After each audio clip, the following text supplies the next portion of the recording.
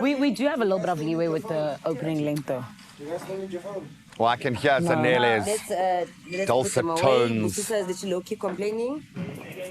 30 seconds to live. So guys, someone complaining. It's done. Clarissa news headlines. Guys, we're gonna go in DT, so let's prep DT first interview.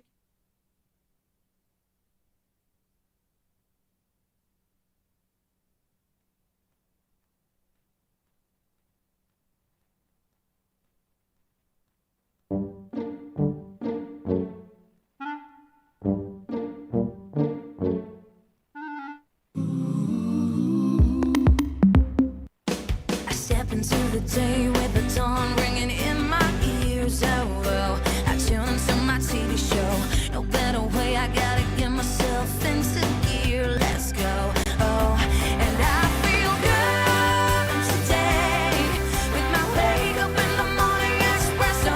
I feel good today. It's my feel good breakfast show.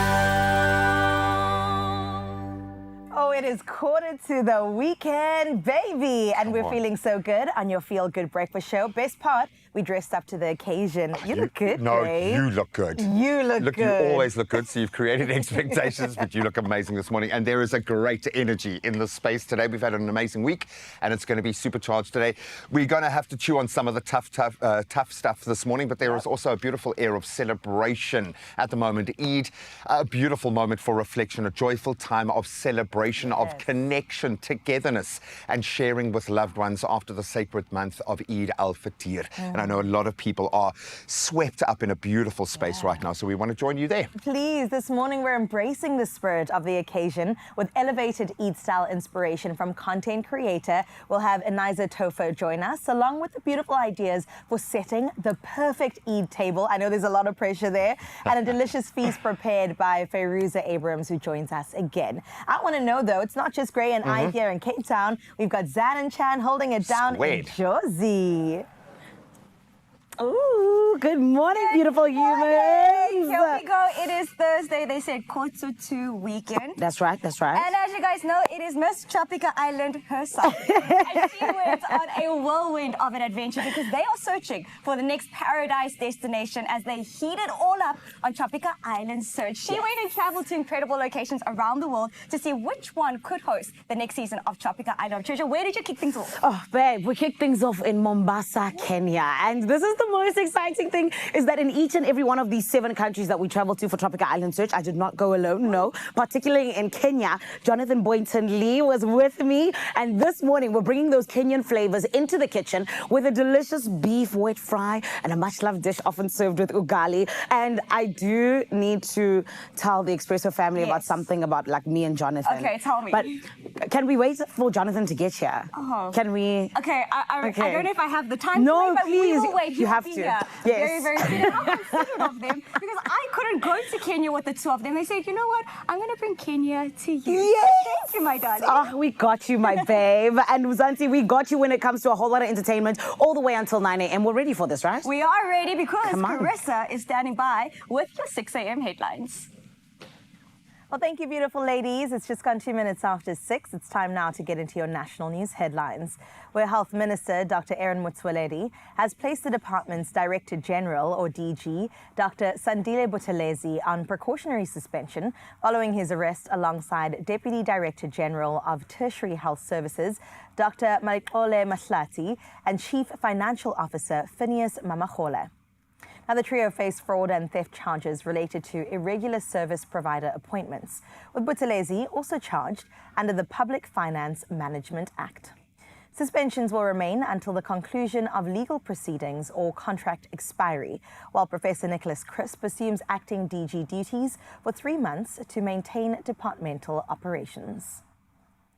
In other news in the country, the son of former Zimbabwean President Robert Mugabe and his co-accused have withdrawn their bail application and are exploring plea negotiations with the state. Now, Bellarmine Mugabe and co-accused Tobias Motonze are facing charges of attempted murder, defeating the ends of justice and contravening immigration laws after allegedly shooting a gardener at Mugabe's Johannesburg home. Now, the state claims both are in South Africa illegally. They withdrew their bail application in Alexandra Magistrates Court, and the case was transferred to the regional court, postponed to March the 17th for plea negotiations. In your international news making headlines, a French citizen working for the UN, Karine Boisset, was among 3 civilians killed in a drone strike on Goma in Eastern Democratic Republic of Congo. Now, the drone struck a building frequently used by foreigners and aid workers, with the M23 rebel group blaming the Congolese government. UNICEF described Boisset as dedicated to supporting children affected by conflict. Now, French President Emmanuel Macron and humanitarian organizations condemned the attack, urging respect for humanitarian law and the protection of civilians. Meanwhile, 2 drones were shot down near Dubai International Airport in the UAE yesterday as attacks on Gulf infrastructure continued into the 12th day of the Iran crisis. Now, 4 people were injured, but authorities said air traffic was not affected. Airspace over much of the Middle East, including Qatar, remains closed due to the US and Israel's war with Iran, causing widespread flight cancellations as well as diversions. Now, Emirates and Etihad have resumed some flights, though operations are still limited. Dubai International Airport handled almost 100 million international passengers last year. And finally, closing your first bit of news with this story, one of Cape Town's most treasured cultural gems, the Labia Theatre, is basking in international applause after being named among the world's greatest cinemas by Time Out. Established in 1949, the independent movie house secured 74th place on the publication's 100 greatest cinemas in the world right now list. Once an Italian embassy ballroom, the Labia has grown into a much-loved haven for film fans, screening everything from art house classics and documentaries to cult favorites. Now, the cinema famously ignored apartheid-era segregation rules and has welcomed noticeable guests including Matt Damon, Salma Hayek and Werner Herzog, proof that this charming local institution has truly earned its place on the world stage. Well, congratulations to the Labia Theatre. I definitely need to book a movie ASAP to come on through. That's where we leave your 6 o'clock news. It's time now for your first bit of sports with Graham.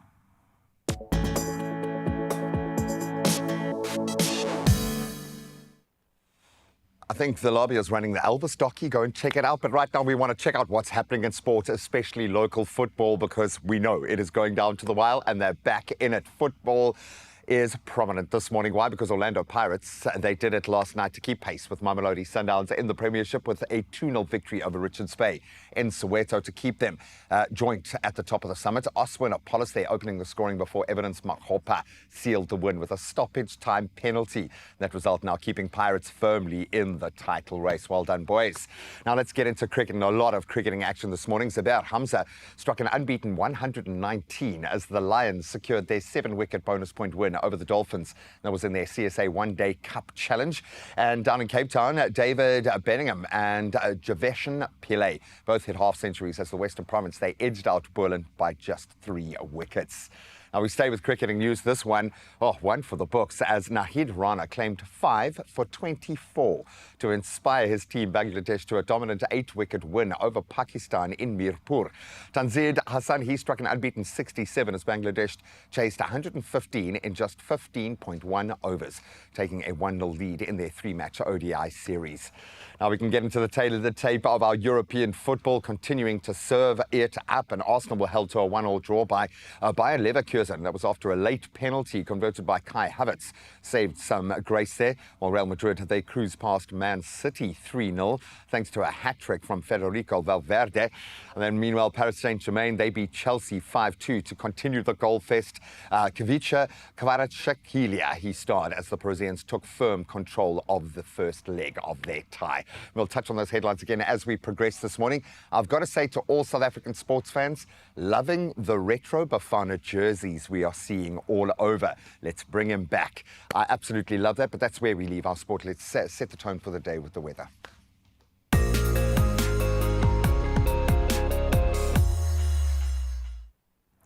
Well, thank you so much, Graham. Let's see what your weather's looking like on this Thursday as we're almost at the weekend. Starting out in Polokwane, where you can expect mostly sunny skies with up to a 55% chance of rain. Now looking at your temperatures, it will start at 17 degrees and climb to a pleasant 23. But looking at the rest of the week, a wet period is to settle in and continue into next week. Let's see what's happening in Klerksdorp, where it's predominantly sunny skies will start things off, with temperatures rising from 16 degrees to a nice warm 24. Now, rain is forecast from today into the weekend, with the chances averaging around 38%. Well, into Pretoria we go, where you can expect mostly sunny skies, but there is a 50% chance of rain. Now, temperatures will sit between 16 and 21 degrees. Scattered showers continue throughout the coming days, with a 65% chance come Saturday. Let's go into Johannesburg next, where you can expect a 55% chance of light morning drizzle, clearing later as the day progresses. Temperatures begin at a low of 13, a nice chilly start, but then reaches a high of 18. Now, rainfall is forecast for the remainder of the week, so keep those raincoats close by. Well, what's Mbombela looking like? Today brings you partly cloudy conditions on that side of town. Temperatures will start off with a low of 18 and peak at 21 as your high, but it is very wet on your side. For the rest of your week, expect cloudy and rainy conditions. Today sitting at that 75% chance. In the beautiful Bloemfontein, the day brings predominantly sunny skies. Expect temperatures to climb from a low of 14 to double up at 28 as your high. Looking ahead, you can expect increased cloud cover as the week progresses. All right, Richards Bay, it's your turn now, where you'll experience partly cloudy skies today. Temperatures, well, they'll range between 22 and a warm 29, but there will be a nice cool breeze from the southeast. And for the rest of the week, cloudy conditions do stick around with rain forecast along the way. Out in Durban, cloudy skies start things off, with the sunshine expected to break through a little bit later. Now, temperatures, they'll range between 21 and a nice comfortable 27 as your high. The week remains under a blanket of clouds, with temperatures in the upper 20s as we progress. Well, in Mthatha today, you'll experience partly cloudy conditions. Temperatures, they start off with a cool 15 and then reach 31 as your high. Well, that will be accompanied by a gentle breeze from the east. Looking at the week ahead, expect cloudy skies to stick around, with temperatures in the lower 30s. Well, out in Cradock, sunshine will dominate your side of town today. Your temps, they're looking like 16 as your low and 36 as your high. Over the coming days, temperatures remain in the mid-30s, so pace yourself in the heat. Ebeka, it's your turn now, where your skies will be clear and sun-filled today. Temperatures will range from a nice warm 17 to a hotter 31. And as the week does progress, warm conditions persist, so grab those shades and enjoy the sunshine. Well, from GQ, we move to gorgeous George, where clouds and sun will share the sky across the region today. Temperatures, they'll start off with a low of 15 and then increase to 24 as your high. Looking ahead, sunny skies will dominate, with temperatures in the mid-20s, so great weather out in gorgeous George. We head a bit further along the coast now into Cape Town, where you'll start off your Thursday with sunny skies. Temperatures, they'll start with a warm 19 and climb to a hotter 31 as your high. A gentle breeze from the southwest will cool things down and offer some relief, and going into the weekend, strong winds will roll in.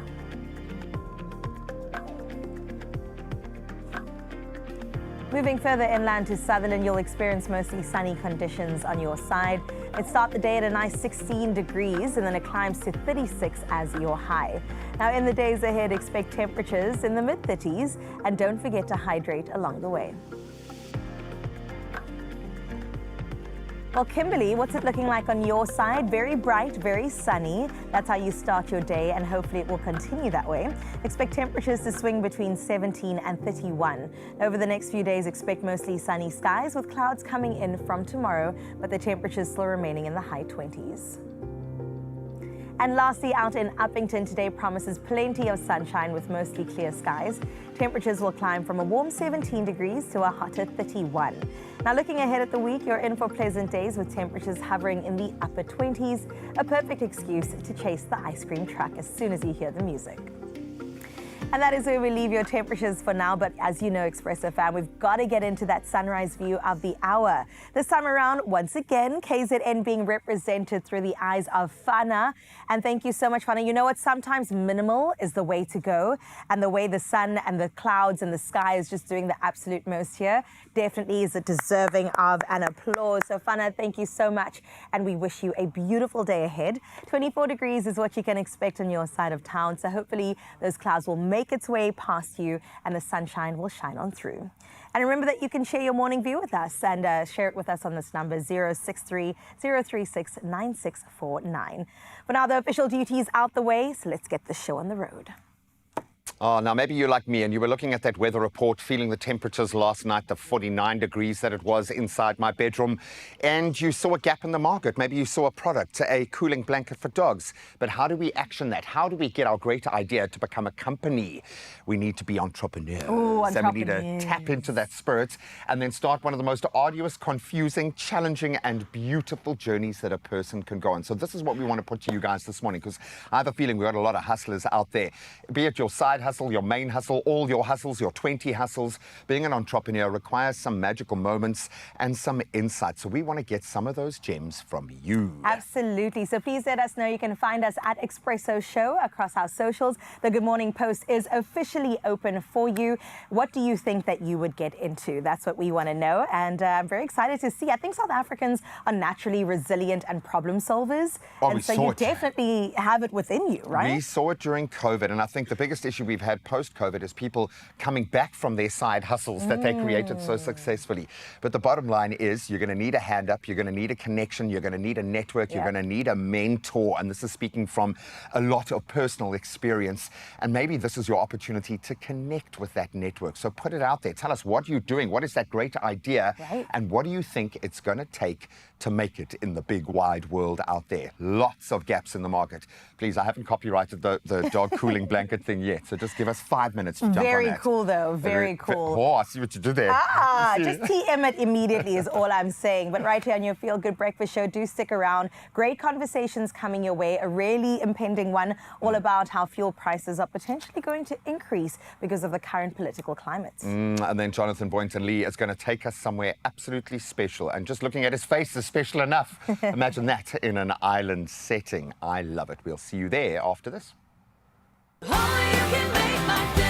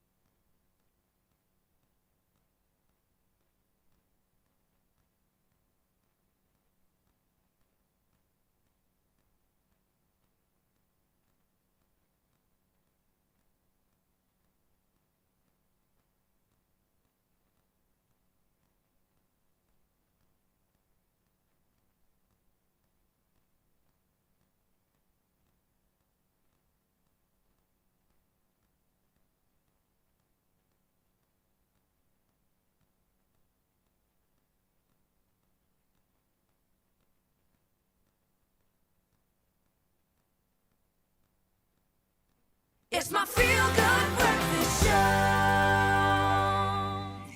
welcome back, Feel Good fam. You are starting your morning the best way we know how, which is with some feel good energy. Yes. And right now we are moving on to a global story. 100%, because we always tell you we're here for the fun, but we're also here for the very important conversations. And for anyone who has not been living under a rock, you know that tensions in the Middle East are escalating following military strikes on Iran, and global markets are already reacting. Oil prices have surged, raising concerns about fuel supply and energy costs worldwide. So for South Africa, that genuinely could mean pressure on the rand and higher petrol prices in the months ahead. I mean, I think we've already started to feel that squeeze, right? 100%. Because when fuel rises, transport, food, and everyday goods often follow. So what could this conflict mean for South Africans exactly? Well, we're going to be finding out in terms of that cost of living squeeze today, because we're getting to find out from Frederick Mitchell, the chief economist at Aluma Capital. Frederick, how are you?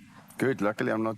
Maybe I'm the lizard on the rock and not under the rock. Well, that is why you're here, because you are on the rock and you're able to give us a little bit more of insight. It's a dangerous place. Okay, so when we're here in South Africa, we feel so far removed from the rest of the world, but it actually impacts us very directly. How is it impacting the South African economy, especially with the conflict in the Middle East? Well, we look at fuel costs. 80% of our say transport is done by road or via road. So any surcharges in diesel prices or oil prices will translate into higher transport costs, and higher transport costs will be passed through to consumers, which will end up increasing your inflation, both say on a production level for producers and also on the consumers level for general inflation, which is something that the Reserve Bank keeps quite a hawkish eye on. And I mean, Frederick, this is something that, you know, no one saw coming for 2026. Right. Well, maybe a couple of people, but I'm talking about how it would get to as far as it is now. Because I didn't think that we'd honestly find ourselves in this space. But I am now sitting here going, okay, we are where we are. The strikes have happened. We want to now know, you know, in terms of our cost of living, what does that mean? If fuel rises, how does it affect everything else? I guess everyone will be affected by it, but it's also you have to look at the exchange rate. What's happened to exchange rates in the last week or so? We went from 15 rand 90 against the US dollar to like 16 rand 80 plus.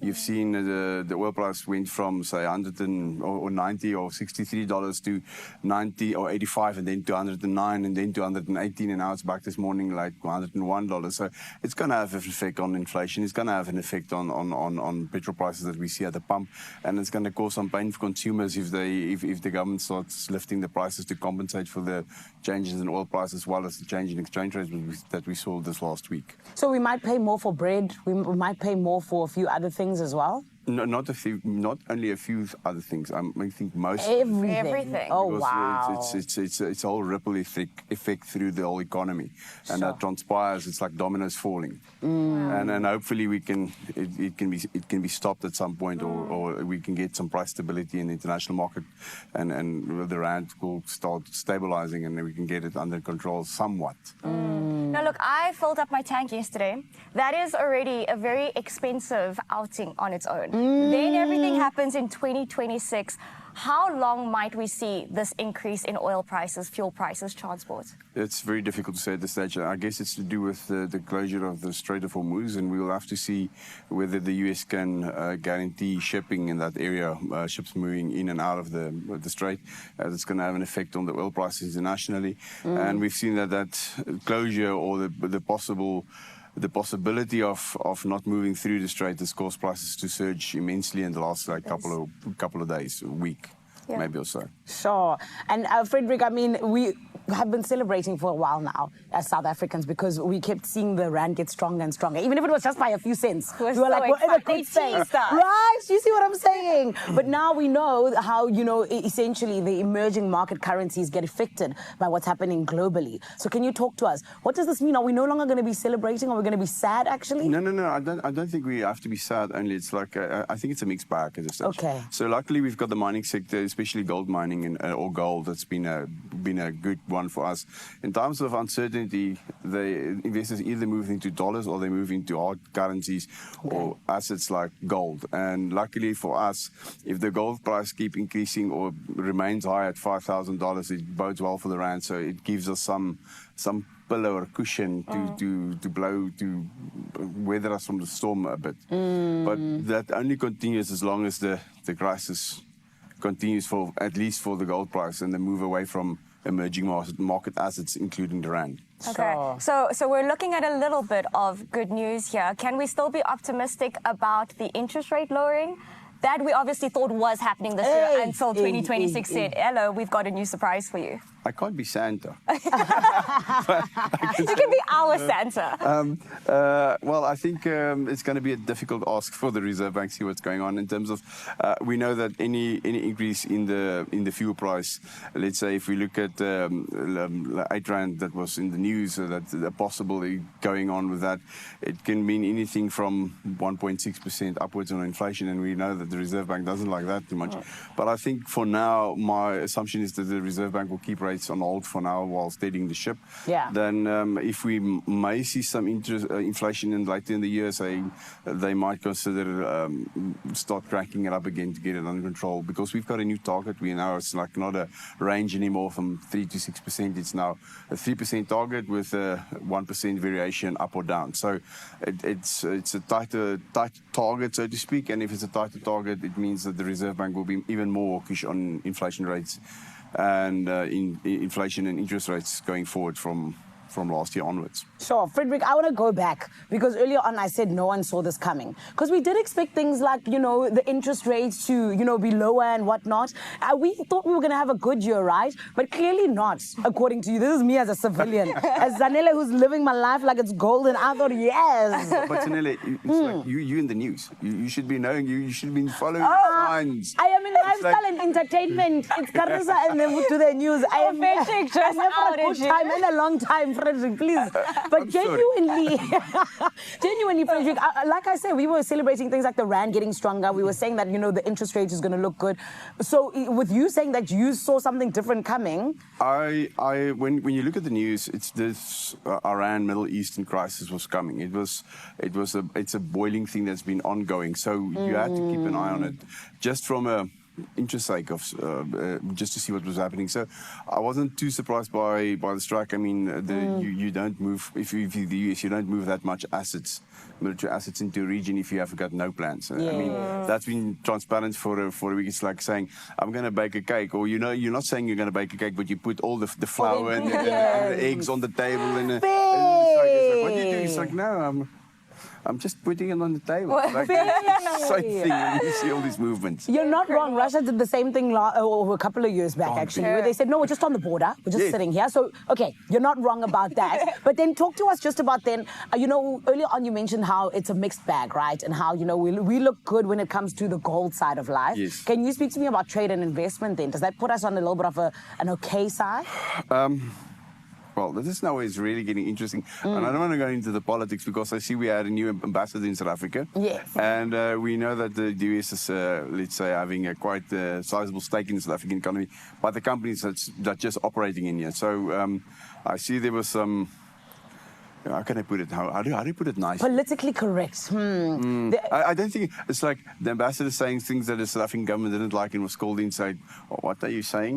So that's not good news for us as a country. I guess we can do with a bit more stability in sense of the tensions between Washington and Pretoria. Yeah. That is something that really affects us because our companies that export high value goods, they export to the US market. So we don't want to lose access to the markets where you export your manufacturing produced to. And also the Western Cape is going to be affected by the wines and stuff that we export to the US market and with the tariffs. So that's something that needs to be sorted out ASAP for South Africa to have an even brighter future, or brighter year, 2026 going forward. So there's some hope. It's all is not lost. We've seen some economic growth, which is good. We actually 0.6% higher than last year for the year. 1.1%. It's not great, but it's better than the 0.6% of last year. So in the end, there's some green shoots. We just need to water them, so to speak. So we'll take what we can get, Frederick. 100%. Thank you so much for joining us. As of course, we think that we're not affected here in South Africa, but of course we are. So we will be 2 steps ahead if we have people like you in the country. Thank you for joining us. Thank you so much. Thank you, Frederick. Oh, man, Mzansi, you heard it here on your Feel Good Breakfast Show. We're all about feeling good, but you must also know what's happening in the news. So I'm going to listen properly from now on, okay? Not just the entertainment news, that's sad. I know some stuff. It's just I didn't have all the details, and then I get shocked shocked when I see strikes and things like that. So I do apologize. However, this is why we have the likes of Frederick who come and let us in on what it is we do need to know globally and how it actually affects us as South Africans. 100%. We are crossing back over to our cuties in Cape Town. Yeah. Hello, hi. Hello, All hi. right. Yeah, thank you so much for softening the blow just a little bit. I think the fact that we are connected globally in the way that we are, being reminded in this way, maybe is a powerful, powerful message in the world right now. So just don't believe absolutely everything you hear out there, but do track that critical news that applies to your life so that you do know a little bit more and can enter these conversations. I absolutely love that. Thank you, girls. Thank you for giving us an update. All right, now we're going to kind of balance things out a little bit and take you into the world of perhaps a vacation. We're going to touch base with Jonathan Boyton Lee and find out exactly what he got up to for the Tropica Island search. Apparently, he hit one of the places that's on my bucket list. We're talking about Kenya. Oh, and Zanzan said she's got a little Easter egg, little hidden bit of info about her and Jonathan. Ooh. Away on an island. Oh, I'm not saying anything. I'm not saying anything. I know, I do have one burning question. Have you run your city yet? I haven't, but I'm going to sign up immediately if there's still space in Cape Town. Oh, there might just be one of the most awesome running communities, tribes that you could connect to. Some of the best athletes in the world running in the same field. But I remember a 16-year-old cross-country champion running with a 65-year-old marathon vet in one race. You've got that kind of connection. So if you want to run your city, Absa are giving you a chance to see your city, run your city in a whole new way, and we'll plug you in after this. Only you can make my day.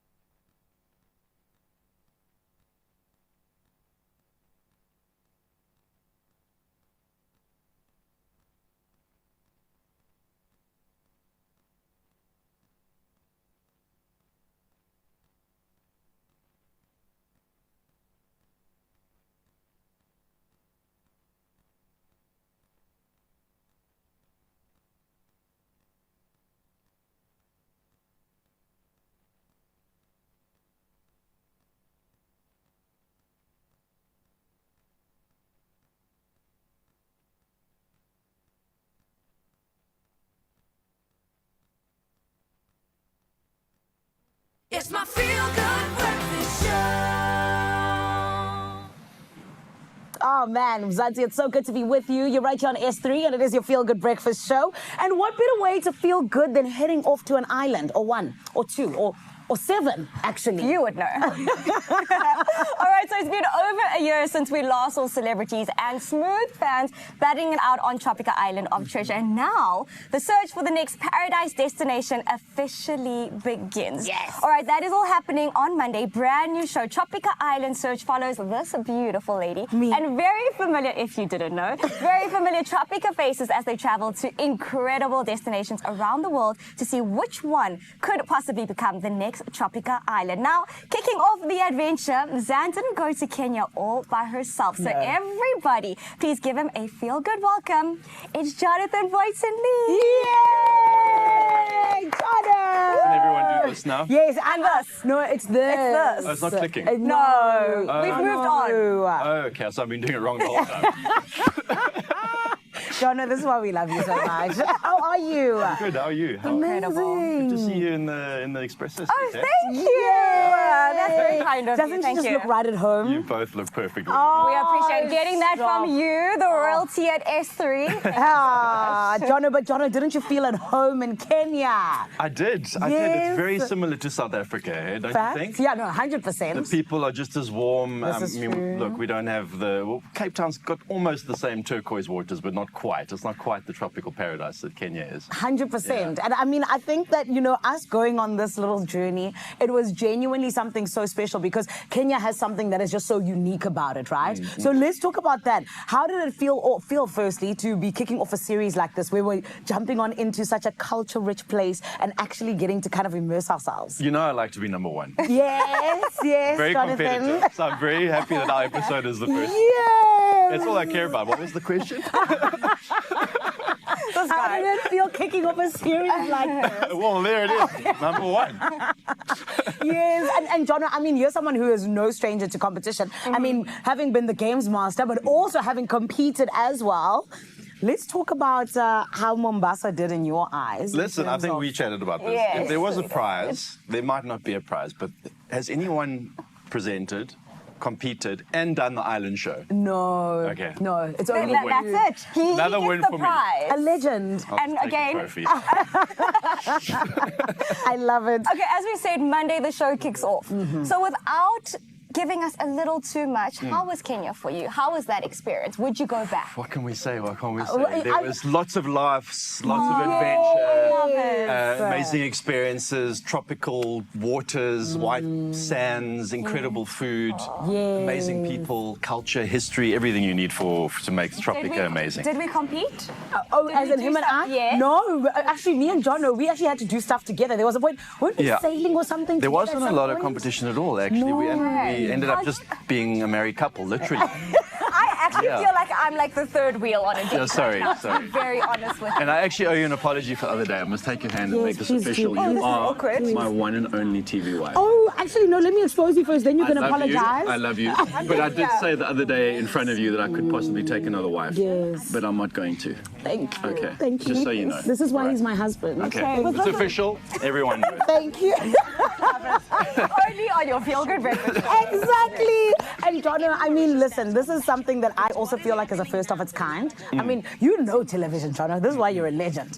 Why is Tropica Island Search so different to everything else that we've seen on television? Why is it so special also that it's now part of the journey for Tropica Island of Treasure as a whole? I think it's just incredible that you got a show that is about location scouting show for a show. Right. It's really, really awesome. So Yeah. I don't think that you're right. That's never been done. Yeah. It's never been done. And I think it's such a cool idea to go and find the best spot to shoot a new show and make a show out of it, because often like the behind the scenes stuff of shows is more entertaining than the show itself. This is true. So this is kind of like a behind the scenes vibe of like what goes into making an epic show like Tropica Island of Treasure. That's Incredible. so true. So I know when I travel, I have to cross all my T's, and I plan it to the T. With this specific one, were there any surprises that jumped out that you weren't prepared for? Absolutely. Just the fact that Kenya had beaches and like palm trees, because you think Kenya, you think safari. True, right? with the giraffes. Well, the giraffes, and just I'd been to Kenya twice, the Serengeti and the migration and everything. That Kenya's known for that. So I'd been once with Top Billing to the Serengeti, and then I'd shot a movie there, which was also like a safari. Superstar. Yeah, Idris Elba. Must be nice, let's just name drop. Yes. It wasn't in my scene, he was like on the phone, but it doesn't matter. But anyway, so both times I just had this idea of Kenya being the Serengeti, the Great Migration, the wildebeest, and then this is the first time I even honestly realized that Kenya's got like tropical island parks as well. It was amazing. It was the most amazing surprise. Right. And this is why I'm so excited that, you know, it's actually in the running to possibly be the new home of Tropical Island of Treasure. Yeah. But, Jono, let's talk about, you know, what we're going to be expecting to see on Monday, right? So we said, what can we talk about? Yeah. They've given us the sign-off for the activities. What were one or two things that really stuck out for you? Like I said, you and I were we can chat about the activities. Yes. Oh, cool. Okay. Yes. Definitely our sunset cruise. Yes, that was beautiful. Was it like a catamaran or like a sailboat, or I don't know, a combination between the two? At this point, it's just rude that you guys are talking about this just in front of Sunset me. vibes. It was beautiful. Like, Yes. just the two of us and a couple of cameras way away. Like, the camera was on another boat, so it felt like we were all alone. Yes. Yeah, For me, the jet ski. Jet skis are super fun. It was incredible. We went deep into the waters. I almost fell off at some point. You didn't fall off? No, I didn't. That's really My lashes did, though. I was going to say you lost your lash. I did. Yeah. I did. or just one? Yeah. All of them. That's okay. Every lash. Every Of lash. course, I didn't even notice. I was like, I'm going to be keeping a lookout come Monday. I'm going to be like, at what point did she lose the eyelash? My babes. Oh, my goodness. It was quite something. Yeah. But I also... you were cruising at one stage. I was. I was a little bit concerned. Thank you. Yeah, I was concerned I was going to lose my TV wife. That's why I'm saying I did almost fall off. Yeah. But I also really enjoyed being able to just walk through the streets of Kenya and go to the spice market. Yes, yeah. That was Market is really amazing. special. Because the Kenyan food is so delicious. It really is. Amazing seafood straight out the ocean. The best spices like cinnamon, cardamom, ginger, garlic, coconut milk, the coffee beans. The coffee beans. I love Bring coffee. me back coffee beans, at least. Like, Where are those coffee beans? We did buy some. We did. They got lost in like transit. They at did. your house, and it's Yeah. at your house, and you just didn't bring it to me. That's Maybe. okay. We love finished you. it. Appreciate you guys. For the viewers out there, if they want to be part of Tropica Island, what advice would you give them? Because obviously you've been on both ends, presenter and of course a contestant. So what advice would you give them? Well, they got to kill the audition first. Okay. That's the most important thing. Please. Be yourself. Show us what you got. Tell us which celeb you want to pair with, because that also helps, because then we at least know who you want to be with. Yeah. I think that's a big thing as well.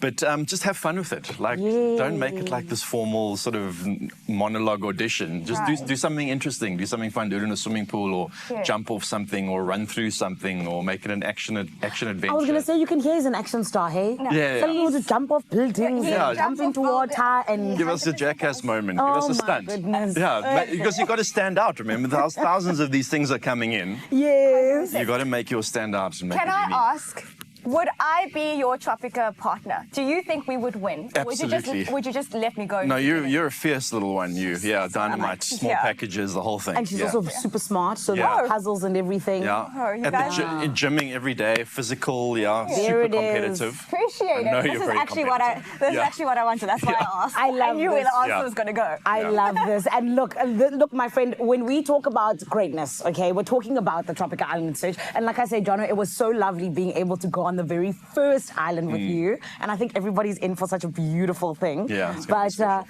It really is going to be special. But we wish everyone the best, right, for season 12 of Tropical Island Absolutely. Treasure. Yeah. I've got an amazing cast, eh? 100%. Yeah, we were hanging out the other day, and I'm so close with a lot of them, and rooting for Castor. I was literally about to ask you, you're rooting for this man.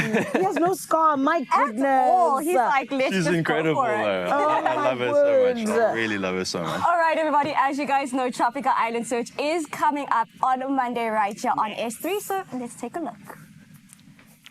We're on the search for the most beautiful beach destinations in the world. I'm Zanele Potelwa. Join me and some of SA's smoothest celebs as we jet across the planet from paradise to paradise in search of a new island of treasure. Starting on the east coast of Africa in the historical city of Mombasa and ending right here in beautiful Bali.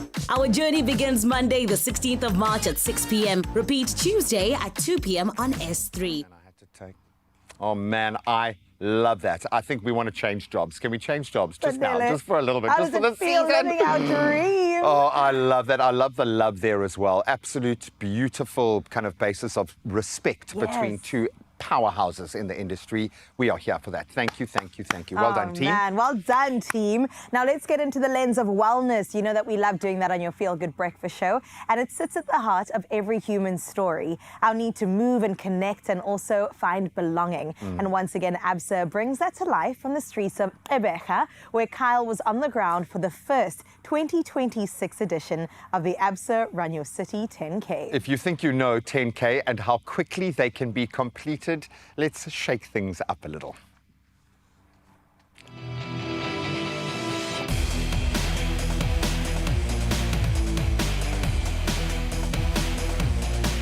Hello, my Feel Good family. We're on the ground in Gqeberha for the first edition of the 2026 Absa Run Your City Series 10K. And as you can see, the energy is absolutely electric. The community spirit right here is where all the stories are taking them to the street. Let's cheer them on. We are very excited. It's a bit chilly, but we're very excited and we're going to do this. The spirit here is so amazing. How are you guys feeling? We have 10 kilometers to go. I'm very excited. It's our first 10 kilometers in this Absa Run. Okay. We're from East London. Amazing. Are you ready, my man? Yes, I'm more than ready. I'm more than ready. You know, it's the first time, as my wife said, that's the first time that we run this 10 kilometers. We are here to make it. I have a target today. I want to at least do it under 1 hour and 30 minutes. Because I've been doing it close to 2 hours, so at least I've got a target. And I can't wait. I really want to enjoy this.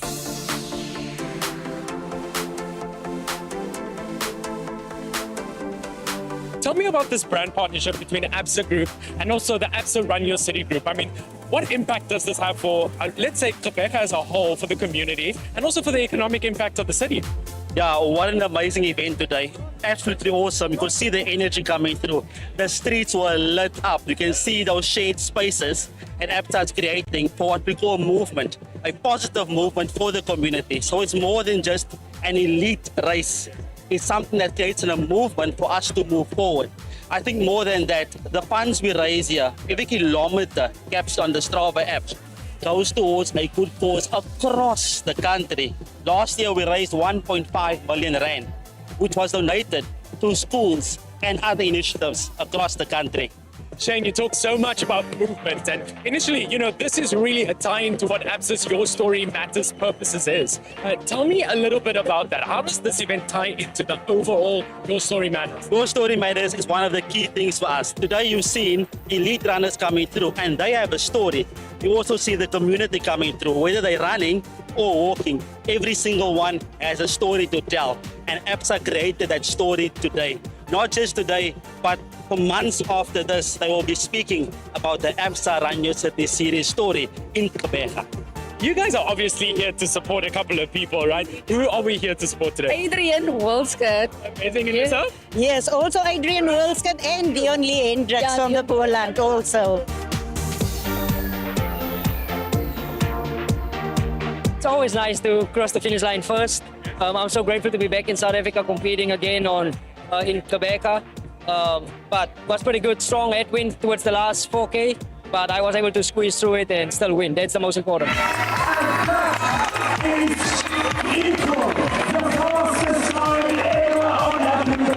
How did it feel going across that finish line? I feel good. So it was tough because like when you come down because of a lot of wind, but the first 3K it was faster because there was no wind. Michael, tell me, why was adding Gqeberha to the Run Your City series so important? Well, we've had just before I answer that question, we've had an amazing race here this morning. We had the fastest performance ever by a woman on the African continent and run by a Kenyan athlete, Brenda Chipchurcha. It's an amazing performance. We're very excited. But yeah, it means a lot to not only the city of Gqeberha, but it means a lot to the youth of South Africa. You know, I think there are a lot of young kids, girls and boys watching Brenda run, watching Adrian run. Adrian grew up in Ceres on a farm, and he's now lives in America. He's one of the greatest runners in the world. So we hope it's inspiring for the youth, and that's why we do it.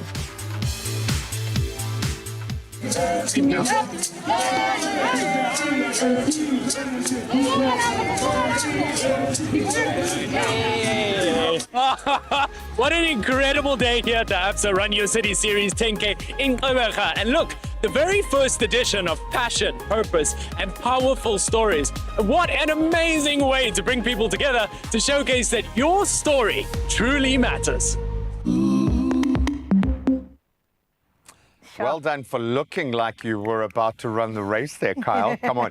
She's going to run the race. I promise you, before the end of this year, I will be back to at least a 5 or a 10K. I believe you. All right. The back will do it, okay? Or my legs and shoes will do it At the without very me. least. But be inspired. And I love the fact that he was down there on the ground with every individual story coming together for this beautiful, beautiful big story for the city itself. And that's where, for me, people who've lived there their whole life suddenly see their people, their city in a new light. In a new light, it's it about. is crazy. So I covered the Durban one last year. You covered the Cape Town one. And it Brilliant. does give you a completely different lens. And thanks to Absa, we can really enjoy that. It is about banking with a bank that tells your story beyond financial wellness, but that cares about your holistic well-being. And we know with Absa, it's more than banking. It's about supporting the life that you've been building every single day.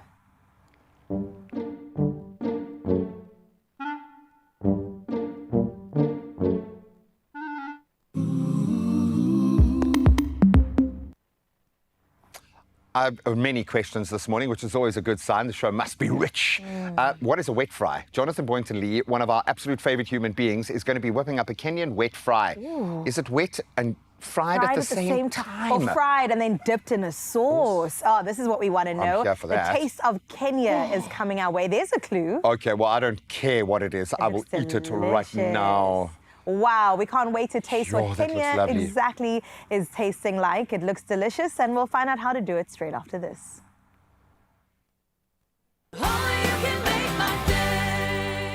Get ready to spin and win with World Sports Betting. Every Friday morning on Expresso, one lucky viewer will walk away with up to 5,000 Rand in cash. Want in? Simply head to the competition post on Expresso's Facebook, Instagram or X pages and answer the weekly question and include hashtag World Sports Betting. Don't miss your chance to turn your Friday morning into a winning one. T's and C's apply and can be found at expressoshow.com. World Sports Betting, where every spin could be a win.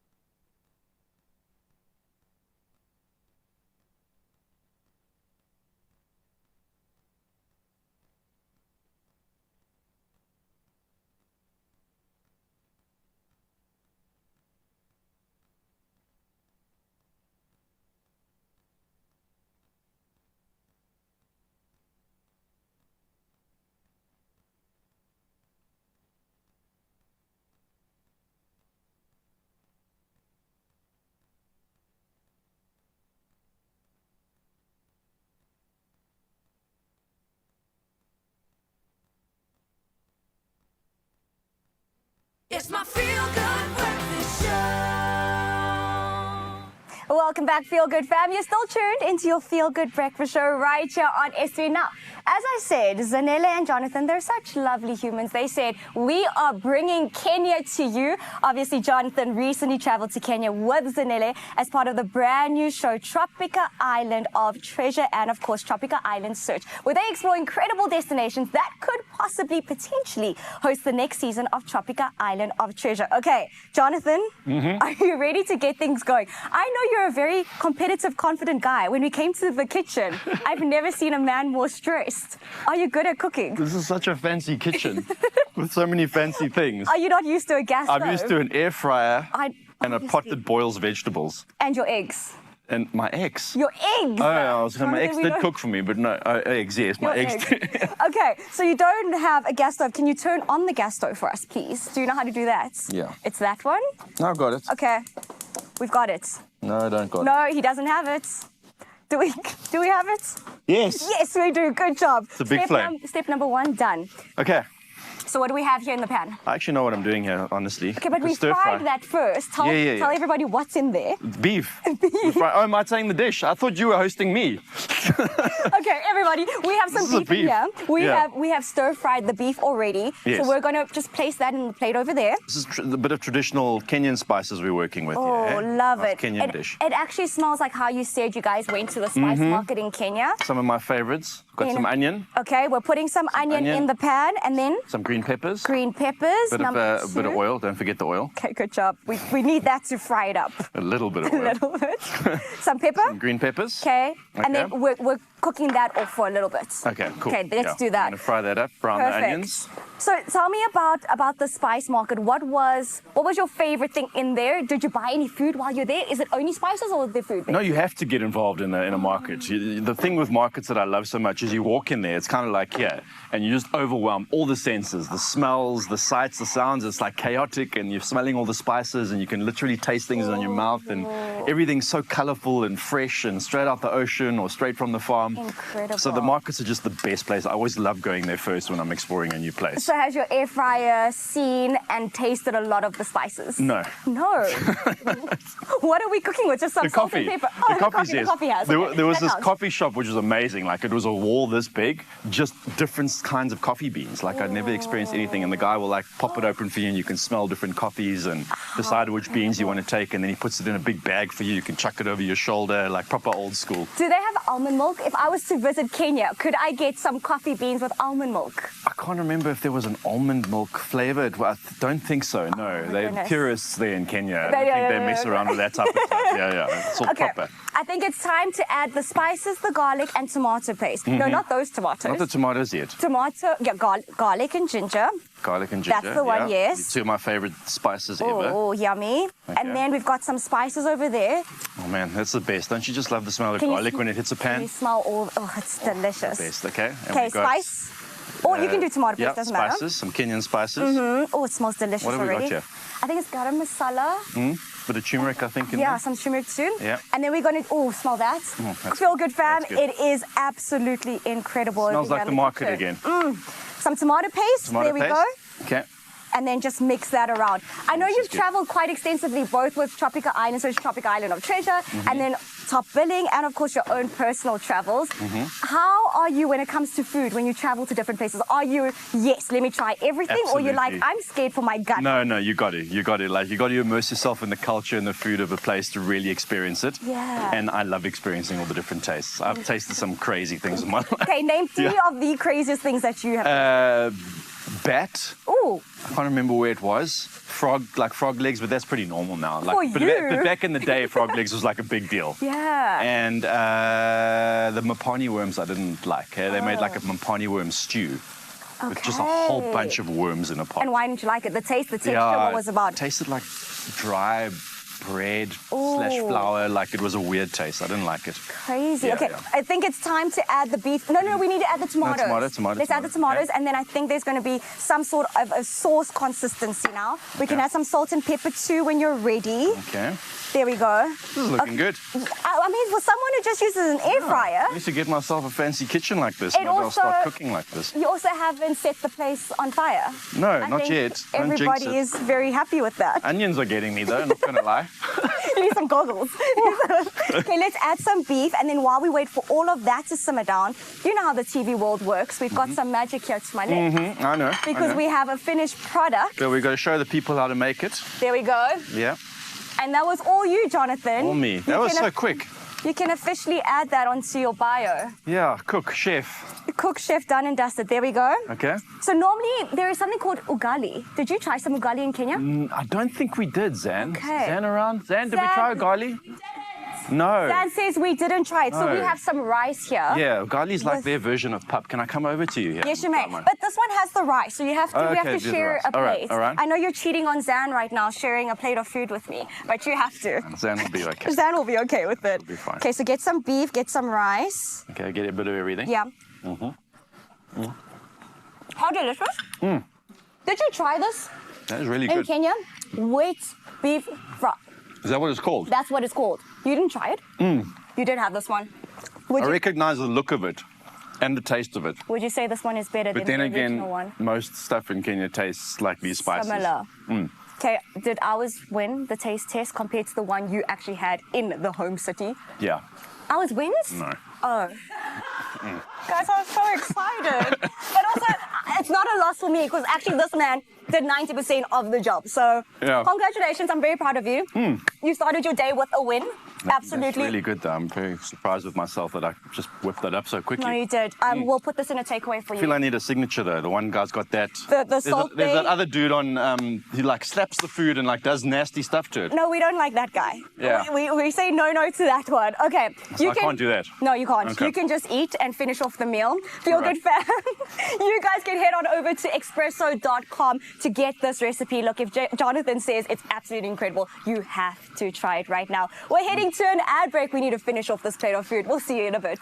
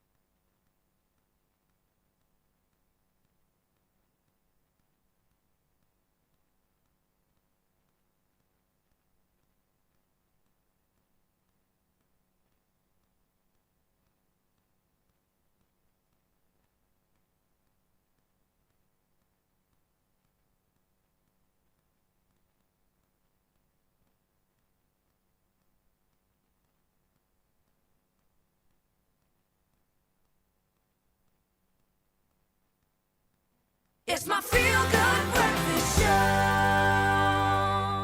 Welcome back, Feel Good Fam. It is, of course, your Feel Good Breakfast Show, Expresso on S3. Just a moment after 7 o'clock, let's delve straight into your national news headlines, where airline FlySafair will implement a temporary fuel surcharge, and that's on flights departing on or before the 12th of May due to a sharp rise in oil prices following the Middle East conflict. Now, the airline absorbed increased fuel costs since February 28th to protect passengers, but reports Jet's A1 prices at South African coastal airports have surged about 70% in 1 week. The surcharge is aimed at sharing costs to maintain operational sustainability while continuing to serve passengers without abrupt disruptions in ticket pricing. In other news in the country, Health Minister Dr. Aaron Motsoaledi has placed the department's Director General, Dr. Sandile Buthelezi, on precautionary suspension following his arrest alongside Deputy Director General of Tertiary Health Services, Dr. Malikole Mahlati, and Chief Financial Officer, Phineas Mamachole.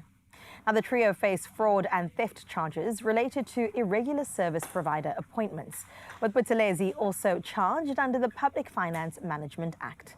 Now, suspensions will remain until the conclusion of legal proceedings or contract expiry, while Professor Nicholas Crisp assumes acting Director General duties for 3 months to maintain departmental operations. In your international news-making headlines, the International Energy Agency has recommended releasing 400 million barrels of oil from strategic reserves to curb rising crude prices amid the US and Israel's war on Iran. Its 32 member countries voted unanimously in favor. Now, most stocks are expected from the US and Japan. Members hold over 1.2 billion barrels in emergency reserves, with 400 million barrels equaling 4 days of global use or 20 days of shipments through the Strait of Hormuz. Iran warned oil could reach $200 a barrel as its forces targeted 3 merchant ships yesterday. Meanwhile, a French citizen working for the UN, Karine Bossuet, was among 3 civilians killed in a drone strike on Goma in Eastern Democratic Republic of Congo. Now, the drone struck a building frequently used by foreigners and aid workers, with the M23 rebel group blaming the Congolese government. UNICEF described Bossuet as dedicated to supporting children affected by conflict. Now, French President Emmanuel Macron and humanitarian organizations condemned the attack, urging respect for humanitarian law and the protection of civilians.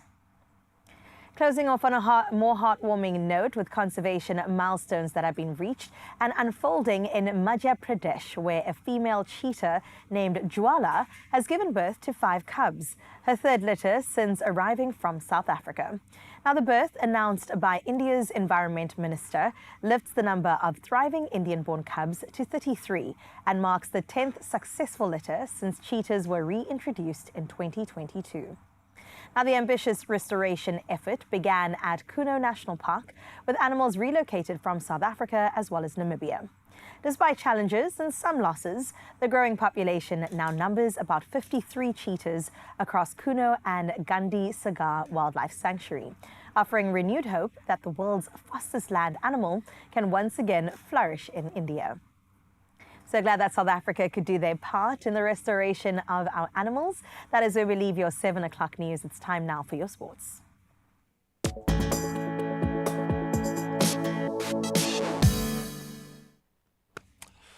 Tied on 47 points, 20 games in the bag. It is going to go down to the wire this season. Let's start with our PSL action from yesterday, as Orlando Pirates kept pace with Mamelodi Sundowns in the Premiership with a 2-0 victory over Richards Bay in Soweto. Aswanapolis opening the scoring before Evidence Makgopa sealed the win with a stoppage time penalty. Oh, they're going to test our nerves this year. And that result, of course, keeping Pirates firmly in the title race. Go and have a look at that top 5. Sekhukhune, Durban City still chasing hard. Love it for this season. Now let's get into our local cricket, as Zubair Hamza struck an unbeaten 119 as the Lions secured a 7-wicket bonus point win over the Dolphins in their CSA One-Day Cup action yesterday. So down in Cape Town, David Bedingham and Javeshan Pillay both hit half centuries as Western Province edged out Boland by 3 wickets for the win there as well.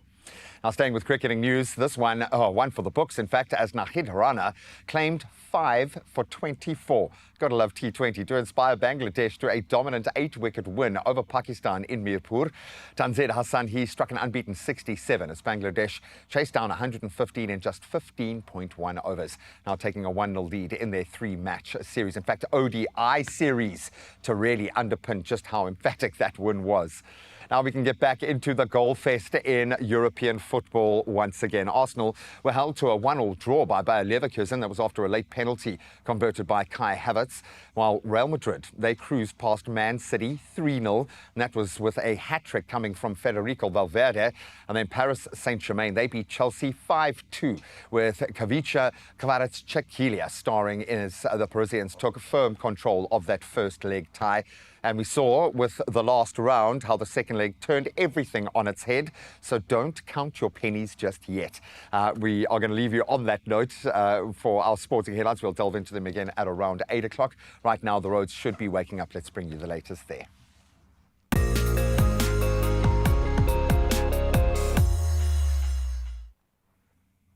Well, thanks, Gray. Woken up, they have indeed. I've got 2 incidents to report on. This time around in KZN in Hammersdale, an accident has been reported on the N3 North, and that's after the ramp to Cliffdale interchange.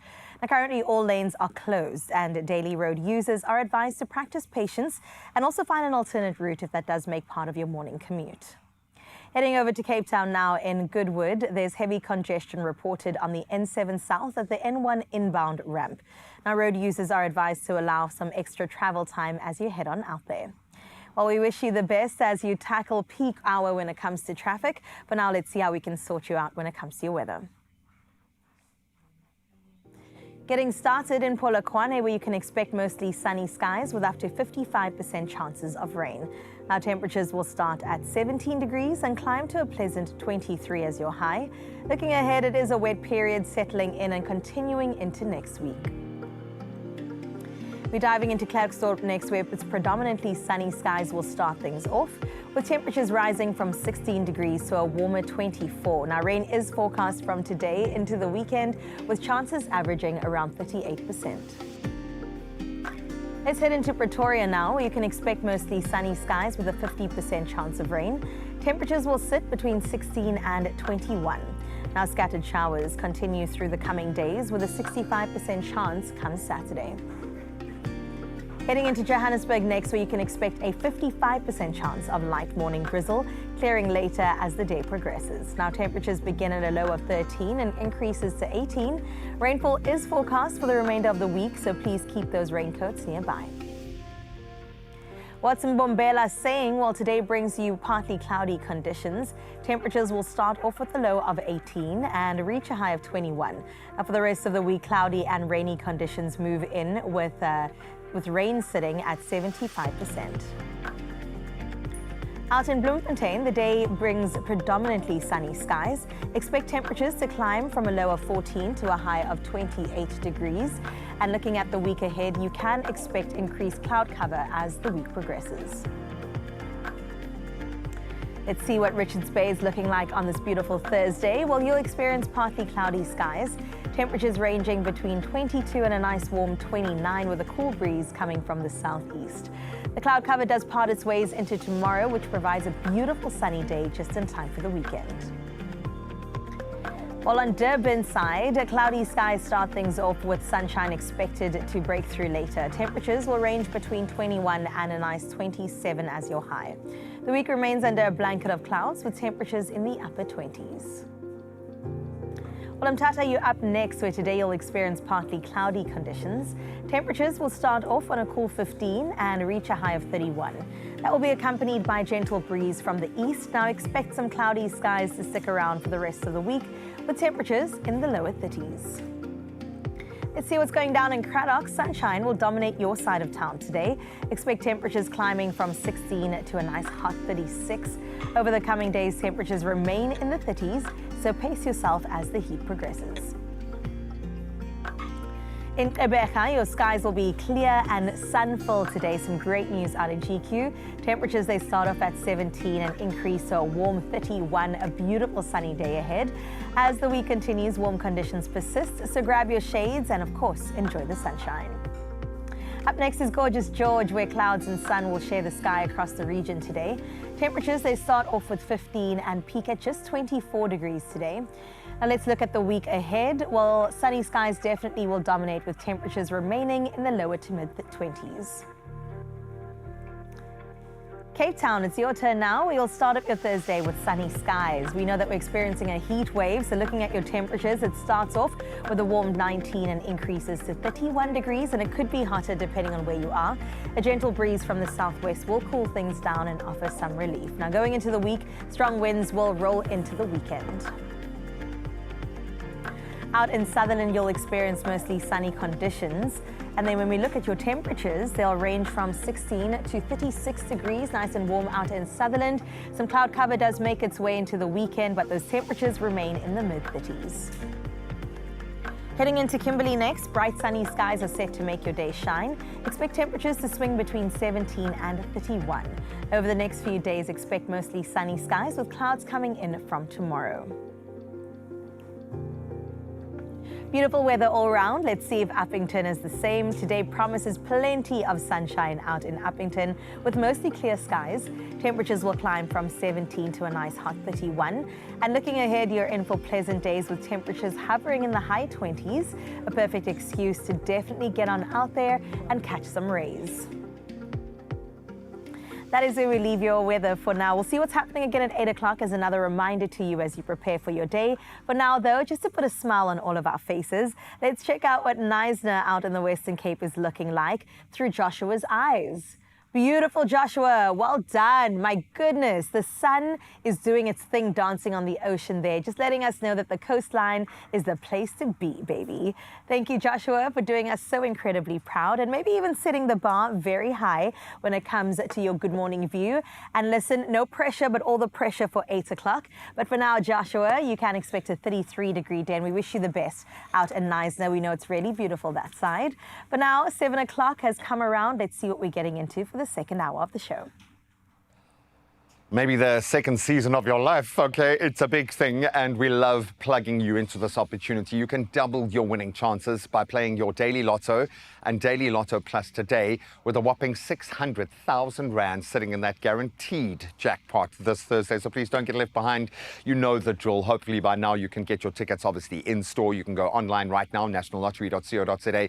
You can use their mobile app. You can use your own cell phone banking app. And we'll keep all the deets up on our socials so you can check them out with the amazing content that lands there daily, and then hopefully make your daily winnings kick in today with that Lotto and Daily Lotto Plus guaranteed at 450,000 and 150,000 together, making 600,000, and it could be yours. So all the best of luck.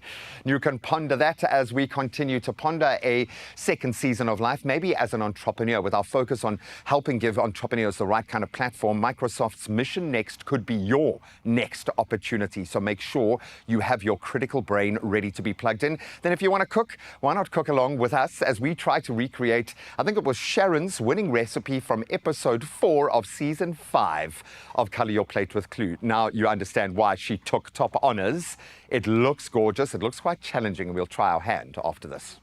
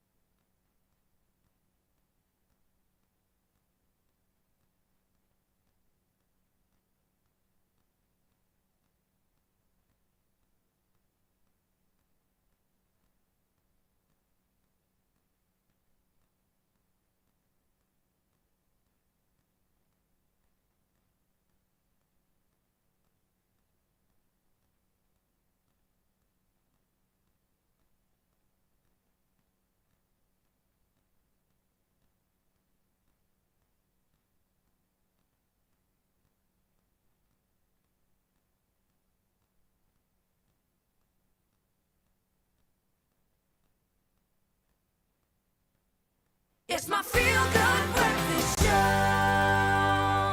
Welcome back, Mzansi. You're right here on S3 on your Feel Good Breakfast Show, and it's always so good to be with you. Thank you for trusting us with your morning. Siyavuya ukuba you're in the building, but also on top of it, siyathemba ukuba you're actually having a good morning. Because, you know, when we talk about really important conversations, we love getting to sit down with people that are making things happen. And that is, of course, our next guest. Because why? South Africa is filled with bold entrepreneurs and incredible small businesses ready to take their ideas to the next level. But scaling a business from success to true global competitiveness can be a big leap, and that is where Microsoft steps in. Oh yes, honey, they're doing the things. It's called Mission Next Equity Equivalent Investment Program, a powerful initiative aimed at helping established Black-owned SMMEs grow, innovate, and compete on a global stage. I'm so excited about this. I literally saw it on my Instagram just the other day. Incredible. About the great work they're doing. So the fact that now we get to sit down with someone from Microsoft, I'm like, oh yes, please. She is an executive at Microsoft South Africa, everyone. It is none other than Lebogang Luvuno. Lebogang, how are you? I'm very well, thank you. How are you? I'm amazing, thank you. I literally, like, it feels like I'm seeing a celebrity. Right. I'm being so serious. She stepped in here. We're like, sorry, who are you? Like, you're so stunning. But also, like I said, I was reading about this on social media, and now to be able to sit down with someone who can actually give us the nitty-gritty. This is why I have to ask, Lebo, you know, as the person who's coming to share the good news from Microsoft, what is it that you do at Microsoft? Thank you. Good morning. Good morning. I am the BBE, Broad-Based Black Economic Empowerment Executive at Microsoft. That is such a long title. Such a long title, right? Oh my goodness. What does that entail? So I oversee all of our initiatives in the space. So all the way from our ownership initiatives, which is what the Equity Equivalent Investment Program is, to our CSI work, our socioeconomic development work. Okay. Amazing. You've just touched on, of course, Mission Next. Indeed. Give us a little bit more details around it. So Mission Next, as I mentioned, is our Equity Equivalent Investment Program. It is a program that we've committed for 10 years in a partnership with the DTIC. We'll be spending over 1.3 million contributing to the country's, 1.3 billion, sorry. Oh, wow. Contributing to the country's transformation. And part of that is an entrepreneurship development program that's aimed at SMEs across the country, looking to empower them, to digitally enable them, and to also support them in other ways that will grow their businesses and help them achieve their next. Incredible. It's amazing. 1.3 billion within 10 years? Billion. She had to correct herself there. She said million. She said, hold on. Billion. I love that. It's incredible. And I mean, we've seen even just really incredible people that you guys have already been starting to work with, like Tebe Makuwu. He's the one that I saw on social media, and I was like, that's so cool because I'm a huge fan of Tebe. But talk to me, you know, how do these stories show the impact of this program, especially with you trying to take, you know, young SMMEs and young entrepreneurs from one space to another? So the founder stories are us trying to bring it home to the entrepreneurs, to show them practical examples of businesses that have benefited from getting support. So we're making it real for them to say, look, this is what another business similar to your own has done with the support and the backing that they've gotten, and this is what you can do too. I love that. Absolutely incredible. I know a lot of viewers are watching right now. They're also entrepreneurs. How do they get involved? What are the qualities? What qualifies them to get into this program? As mentioned earlier, this is a BBEE initiative. Therefore, Black ownership is the first entry level. And we're looking for companies that are at least 51% Black owned. They need to be SMMEs, so their annual turnover should be below 50 million rand. And we are primarily looking for companies that have at least established themselves a little bit. So maybe if they've got R1 million turnover or above, we will not turn away the smaller ones, but we are looking for those ones because we're looking to scale. And we're trying to spread the program across the whole country. So we have had a first intake of entrepreneurs, and we've seen Mpumalanga, Limpopo, KZN. So those outlying areas that don't usually get opportunities like this are the ones that we're trying to get to the most. That's amazing. And you know, Lebo, I've always been someone who's so in awe of the township economy, because I feel like the real entrepreneurs are the ones who didn't get any sort of schooling, any sort of education, but they see a need in their community and they're like, I'm going to fill it, which is incredible. But this is why you guys are also now with Mission Next trying to really, you know, get those incredible township economies to grow some more. So can you talk to us, how is it that you're trying to be digitally inclusive when it comes to the township economies? So we have a township challenge as part of our tech startup program, where we are empowering and challenging our tech startups that are in in the program to develop a solution that is practical and relevant for township businesses that can be scalable. Anything that helps them, whether it's about digitizing a part of their daily operations to improve how they function so that they're able to actually grow, unlock growth opportunities for them and better serve the communities. As you've so rightfully said, they are meeting a need in the community and we want them to do that better, and we want digital enablement to reach them at scale. Love that. Wow, Microsoft is really trying to help communities, help South Africa. Incredible work. I want to find out, you did say 1.3 billion within the 10-year time frame. What are you hoping happens after the 10 years? What change are you hoping to see? We really want to see a proper shift in terms of how supported entrepreneurs in this country are. We know how hard entrepreneurship is, especially in a country like ours where, there's a lot of challenges that we're facing. And we want to be able to walk with them to achieve this next, the next. It's a 3-year sort of relationship that we have with each entrepreneur. And we are looking to empower almost 100 entrepreneurs over that period. So just the number of jobs created, the number of companies that have scaled, that are now accessing global markets is what we're looking at. That's what real impact will be for us. And what we've seen is that entrepreneurs that we engage with in this program and other programs that we have really paid forward. So I'm really looking forward to seeing what they will do to empower other entrepreneurs once they've had this opportunity. So we're looking for real scale and real sustainable impact. That's beautiful. Oh, man. Absolutely love it. Thank you so much for all the work you are doing, of course, at Microsoft, and wishing you everything of the best for the next 10 years. Thank you so much. Well done, Lebu. They must give you guys a raise. You guys are doing great. We absolutely love it. And listen, your next is now, my friend. Applications for the Mission Next Equity Equivalent Investment Program are open. So if you're ambitious, go ahead and try. If you guys want to scale your business, don't miss the opportunity. Simply, all you have to do is visit Microsoft.command. Make sure that you apply before the 30th of March. So go, quick, fast. Right now. As a business owner, you are constantly thinking about what's next. Your next is now. Get the business support you need. Apply to the Microsoft Equity Equivalent Investment Program today.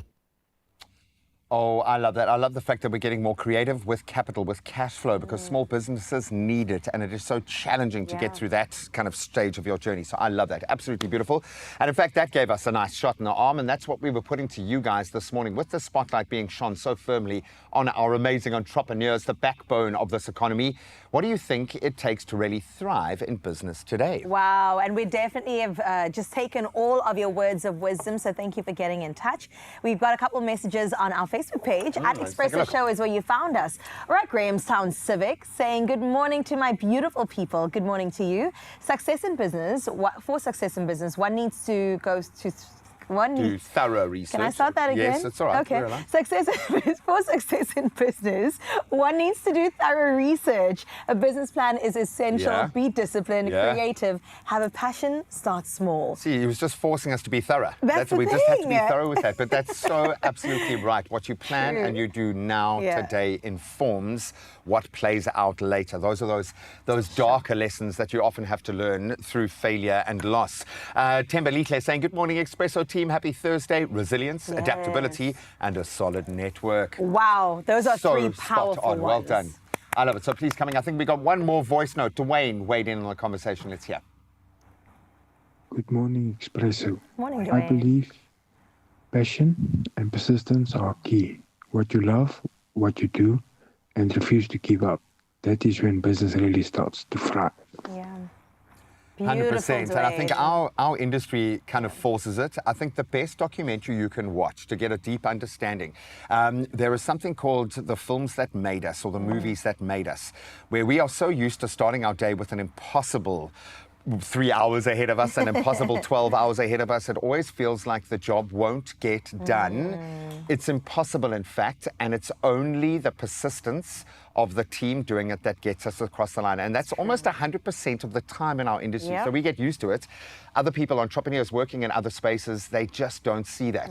The job will be done once it's done. It's as simple as that. So you keep going until you get what you are going after. And we're going to help you go after what you need to after the break. We will see you in just a moment.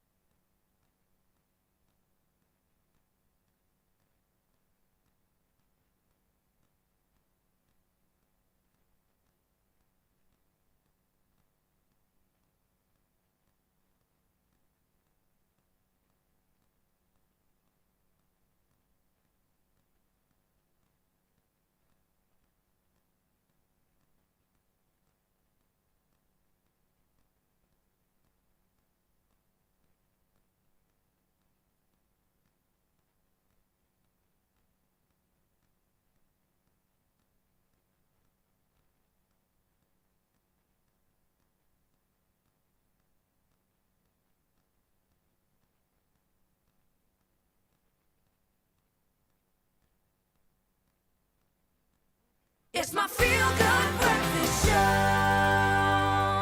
Well, welcome back. It is your Feel Good Breakfast Show. And as you know, on Monday, we celebrated International Women's Day. And we definitely want to continue shining a spotlight on our women. Because every woman's journey is shaped by resilience, shaped by purpose, and the power to lead. And with the 11th annual Forbes Women Africa Leading Women Summit 2026 in partnership with Absa, taking place on March the 18th, we've been reflecting on what it really means to be a leading woman. So we want to plug you into that energy right now and give you just a little snippet of some of the inspiring moments from last year's summit that certainly sparked all the right kind of conversations, and hopefully will do the same for us. Take a look.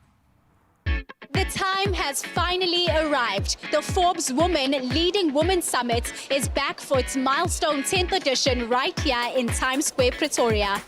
And partnership is great because they get us. Like, they really don't try to mold their partnerships to fit into one particular mold. And that's what I really respect and appreciate about working with them. They are great to work with.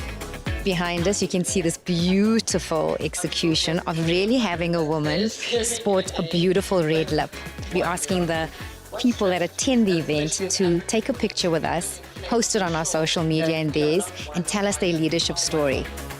We talked a lot on the stage today about, how we can affect change in the community for women. And these are the type of events that bring us together and all draw power from each other. And so that's extremely important.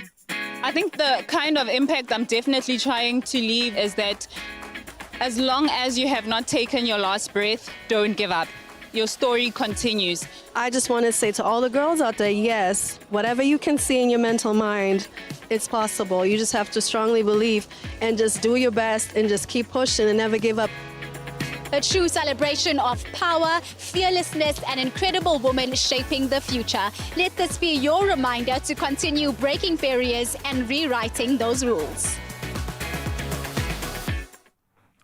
Moments, absolute gems there, I think, for the people who were a part of that moment. But I think in the broader conversation that's starting to shift now, so maybe I can put it to you to get a sense of, because obviously we live on that 3.2 or 75% of the things becoming. So we get a window into where the world is going. But very often the world is stuck in a certain paradigm. And when it comes to women, I always use the term, it's great to have bring a girl child to work day, but how about bring a girl to the boardroom table day? That notion of, when you hear the phrase leading woman, has that shifted? Is the needle shifting for you as someone who clearly has aspirations to go a lot further? I love the phrase leading woman. Hopefully one day we don't even have to have it anymore because it will be so normalized. A leader is a leader. A leader is a leader, right? I honestly think for the longest time when it came to women seeking leadership, we were trying to be like men. We were trying to emulate what we would see around us. Plug into that network. Exactly, and follow a formula per se. But I think that just leaning into what women bring to the table is what sets you apart. So for example, collaboration. For example, leaning on your emotional intelligence. For example, communicating effectively and not through an iron fist, but just having a conversation with people to get them to do what you need to get done. Those are all things that I've seen in incredible leaders, men and women alike, that set many people apart. Within certain organizations, having that kind of purpose driving, everyone's on the same page. Everyone 100%. knows what they're doing, from the tea lady working at that structure to the woman who's bossing the boardroom. You get that. So is it shifting again, then, this notion of leadership being a title or leadership being impact and influence? I hope it's shifting, because it's got nothing to do with the title. You can be a leader and not have any title. You can be a leader in the kitchen. Do you know what I'm saying? You can be a stay-at-home mom and the leader of your house. So I think titles should be gone with, unless it gives you a good paycheck, then keep that around. I'm thinking of all the gorgos running ECDs in this country that are probably governing their miniature little microsystems, their ecosystems, the financial matrix around them, also that we can just look after our children. We have this way of just getting through the day without realizing that we're employing some of the best entrepreneurial skills that will make organizations thrive, the soft skills that you've just highlighted. Can we get rid of that phrase too? Exactly. Really a soft skill, a necessary one. Exactly. And this is the bottom line now, that I think communities have propped themselves up to the point that we no longer need someone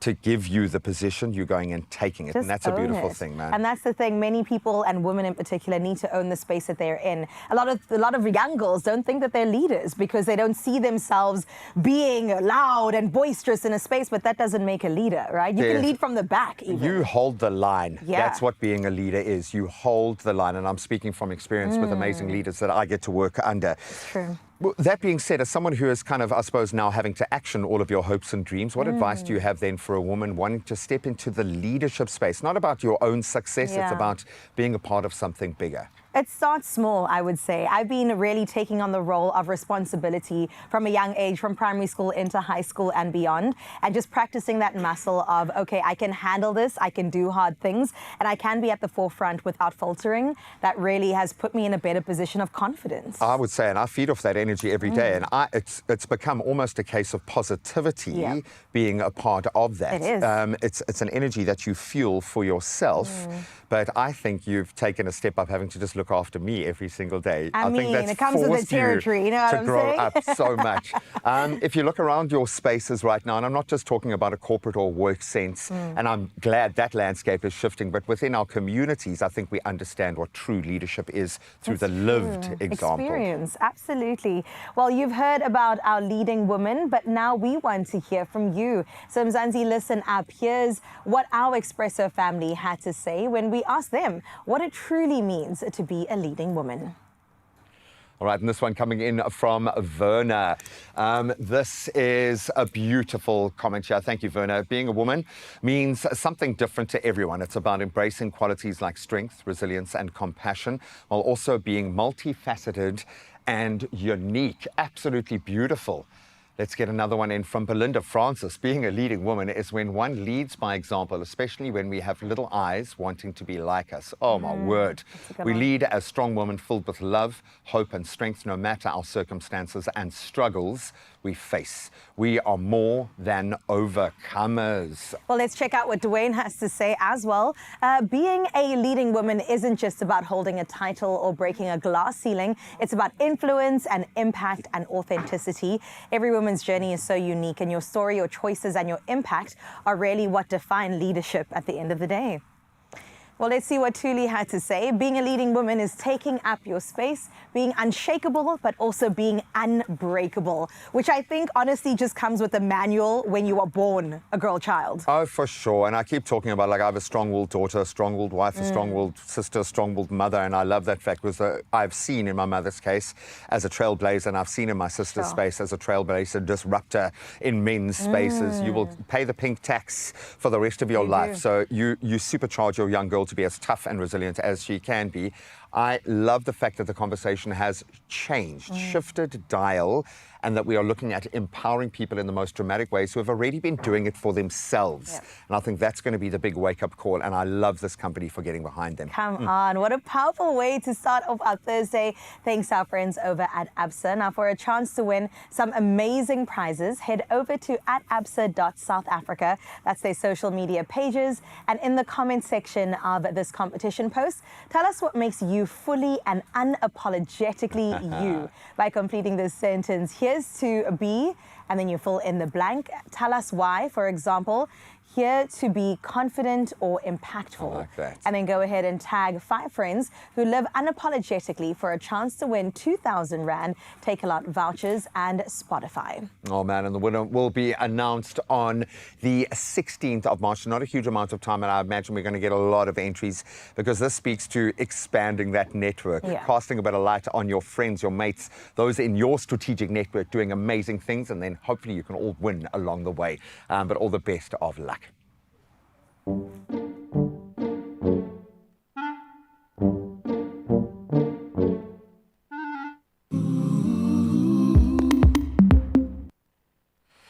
Let's take a quick medical turn right now. Maybe you need to hear this right now. Some mornings start smoothly. Others, you wake up with a headache and it hits hard and the day still needs your attention. From the morning rush to a full workday, life keeps moving, and that is why Gogo keeps TriPark close. For headaches, toothache, colds and flu, TriPark is the trusted triple relief pain powder that is ready to work in just 8 seconds, helping you stay on track with your busy day. TriPark, the name Gogo knows and trusts. 3 pains, 1 hero, tripod, triple relief. Park the pain your way. Grab yours today. Available in original and lemon flavors. And finally, it's almost time for us to get into the kitchen and make something delicious. This has been teasing us since I walked past it early this morning at 6 a.m. And of course, Chef Jay is back. Quickly, what is Sharon's dish that got her in the front runner when it comes to coup? Simply put, grilled lamb, beetroot, and peaches. Yum. I never thought we could put that combination together, but it just makes sense. And the plating is something that I'll take note of because I'll try my hand at it in just a little bit. Cook along with us straight after this.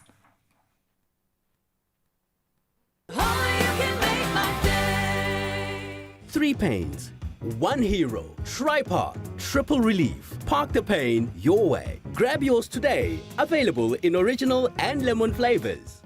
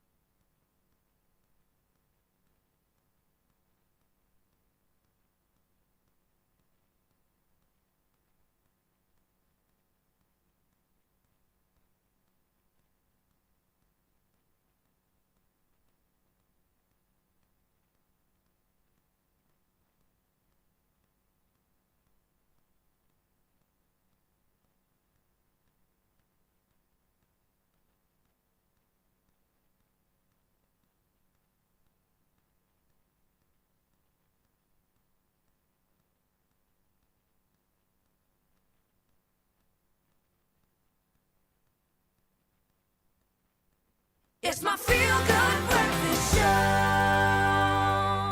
Welcome back. Let's get excited about food and color. Color your plate with a coup. Season 5 is back, and we've already had 4 duos who have paired up, and the chemistry is great. It's lekker. And if you missed last week's episode, don't worry, we've got the tea. We both missed it, so we're going to go through some of those highlights, and we're going to speed you through some of those highs and lows. But let's take a little look to set the scene. Ooh.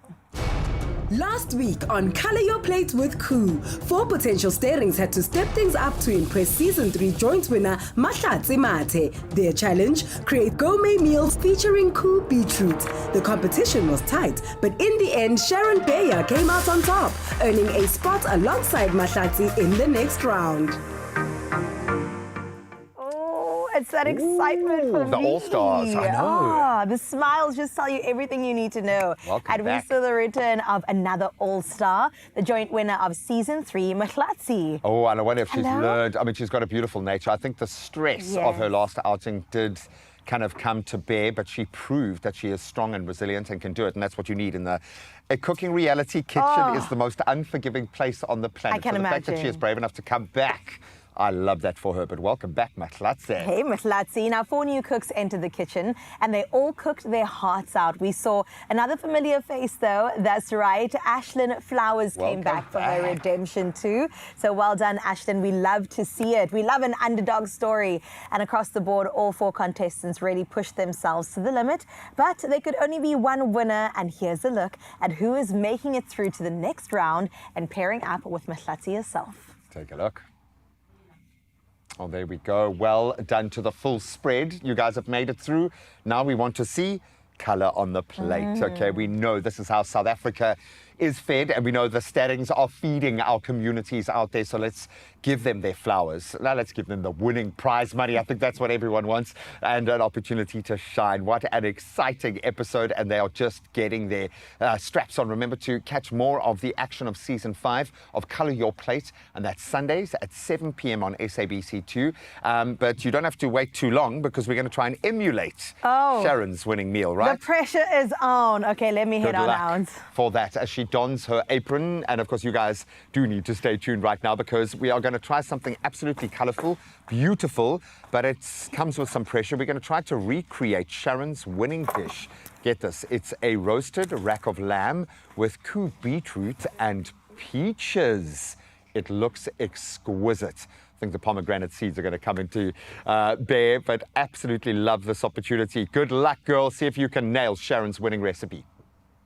You know what? So I was just on a call with Sharon now, and she said, all the best, Carissa. With Jay there, you've got this. You've got this. I said, okay, Sharon, give me that this green oil recipe. And she did. She did. She gave it to us all. Now we're going to nail it. We're going to absolutely nail it. But now that we've seen the highlights from last week's absolutely thrilling episode of Colour Your Plate with Koo Season 5, it's our turn to step into the kitchen and recreate the winning dish by Sharon Bayer. With a little help, a lot of help actually, from Jay, of course. A beautiful combination of flavors. And I'm going to let you talk me through what we're doing, Jay. What exactly is going on? Okay, great. So Sharon definitely gave us a lot to do in this short amount of time. So we've made... I was here until very early this morning, so I helped you out and made a couple of the components. So what we're going to be focusing on is the roasted lamb with a bit of mustard, and then we've got the beetroot reduction as well as the roasted beetroot. And of course, we're using our Koo beetroot. Yes. What else? I mean, it's been in our household since we were all kids, and I love to see it. Which ones are these now? So this is... The chips, like the... These are the sliced. The sliced this is ones. sliced in the spice brine. So what you can actually do for me, Carissa, is could you strain that for me? Yeah. So we're going to get the liquid into the saucepan for the reduction. The whole thing? The whole thing. Gotcha. And then we're going to use the actual beetroot pieces for the roasted beetroot. Oh, you're going to roast them. We're going to roast them. And I think that was what was so lovely about the dish, is just that a wonderful play on the different ingredients that you used. Oh, that smells taking me to Sunday lunch. Right, and I think that that was really cool about this. It's sort of almost like a 7 colors in one. 100%, and it is. If I counted, I think there are about 8 colors there anyway. So I'm going to be moving on to the lamb chops. She used a beautiful rack of lamb. So again, it's just about, get the best of what you can afford. Everyone loves a lamb choppy. And also, it's very easy to make because a leg of lamb takes forever too. Exactly. So when you're grilling it. I'm going to grill this onto our griddle pan over here. Now, I see you've got some mustard going as well. Yeah, so mustard and lamb go well together? Beautifully together. A beautiful combination. The mustard, again, is adding, that spicy note, just elevating the flavor of the lamb.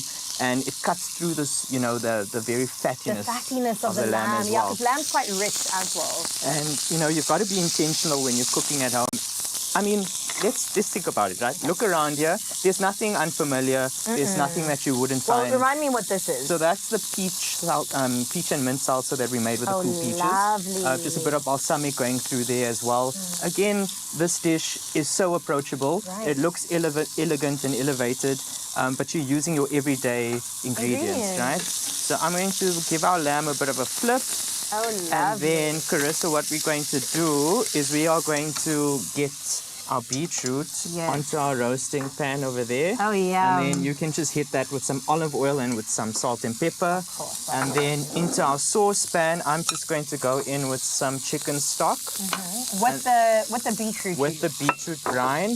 Again, Koo's done all the hard work for us, so right, why should we? shout out to Koo. So we're just going to add some chicken stock into that, and we're going to set that onto a medium heat.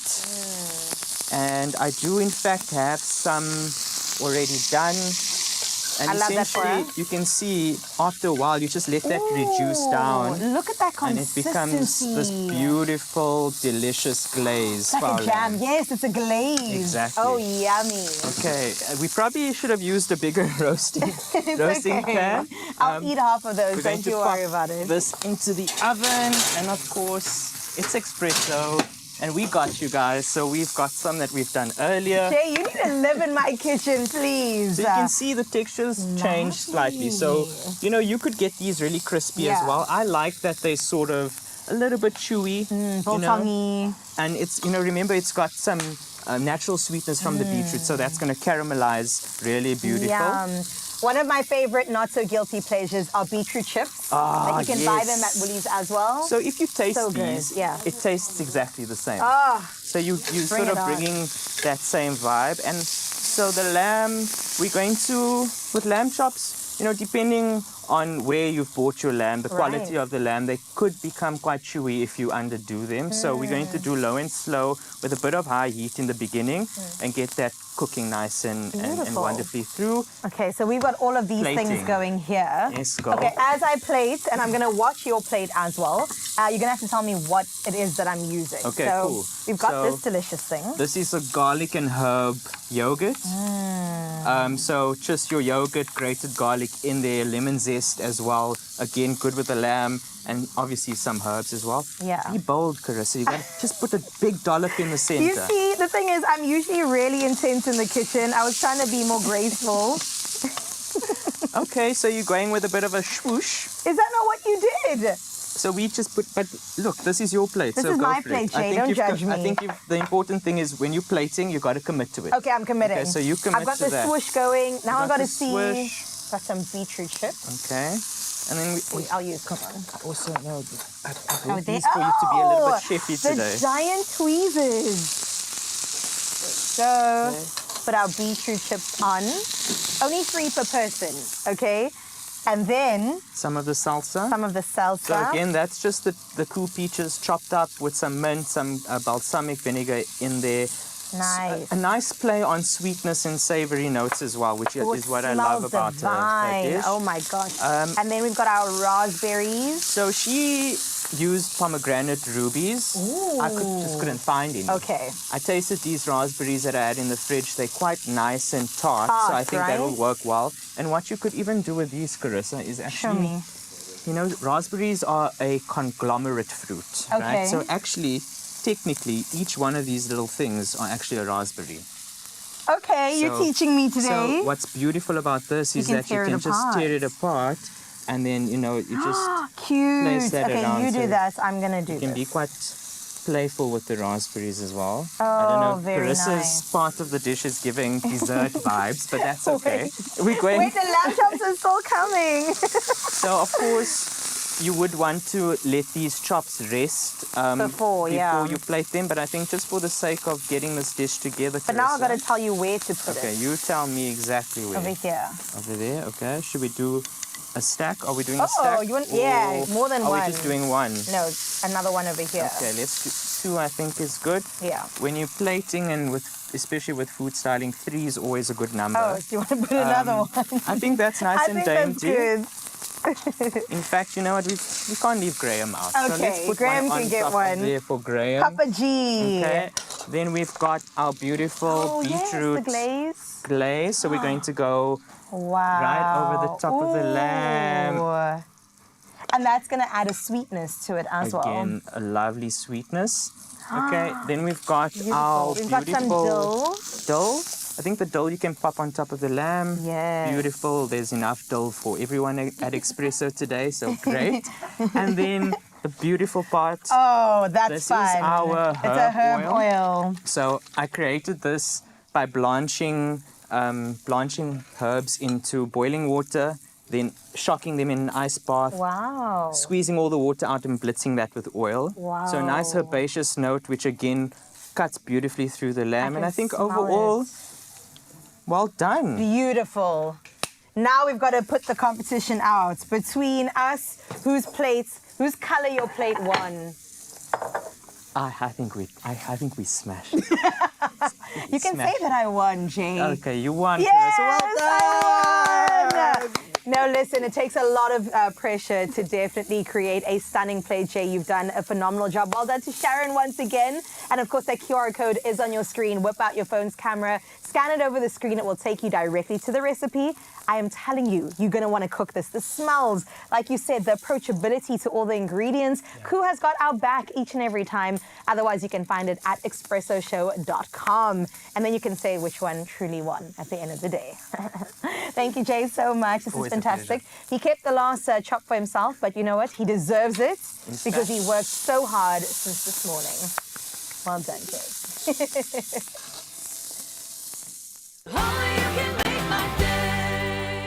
Do you sleep best with socks, 1 foot out the covers, with the TV on, or after a steaming cup of cocoa?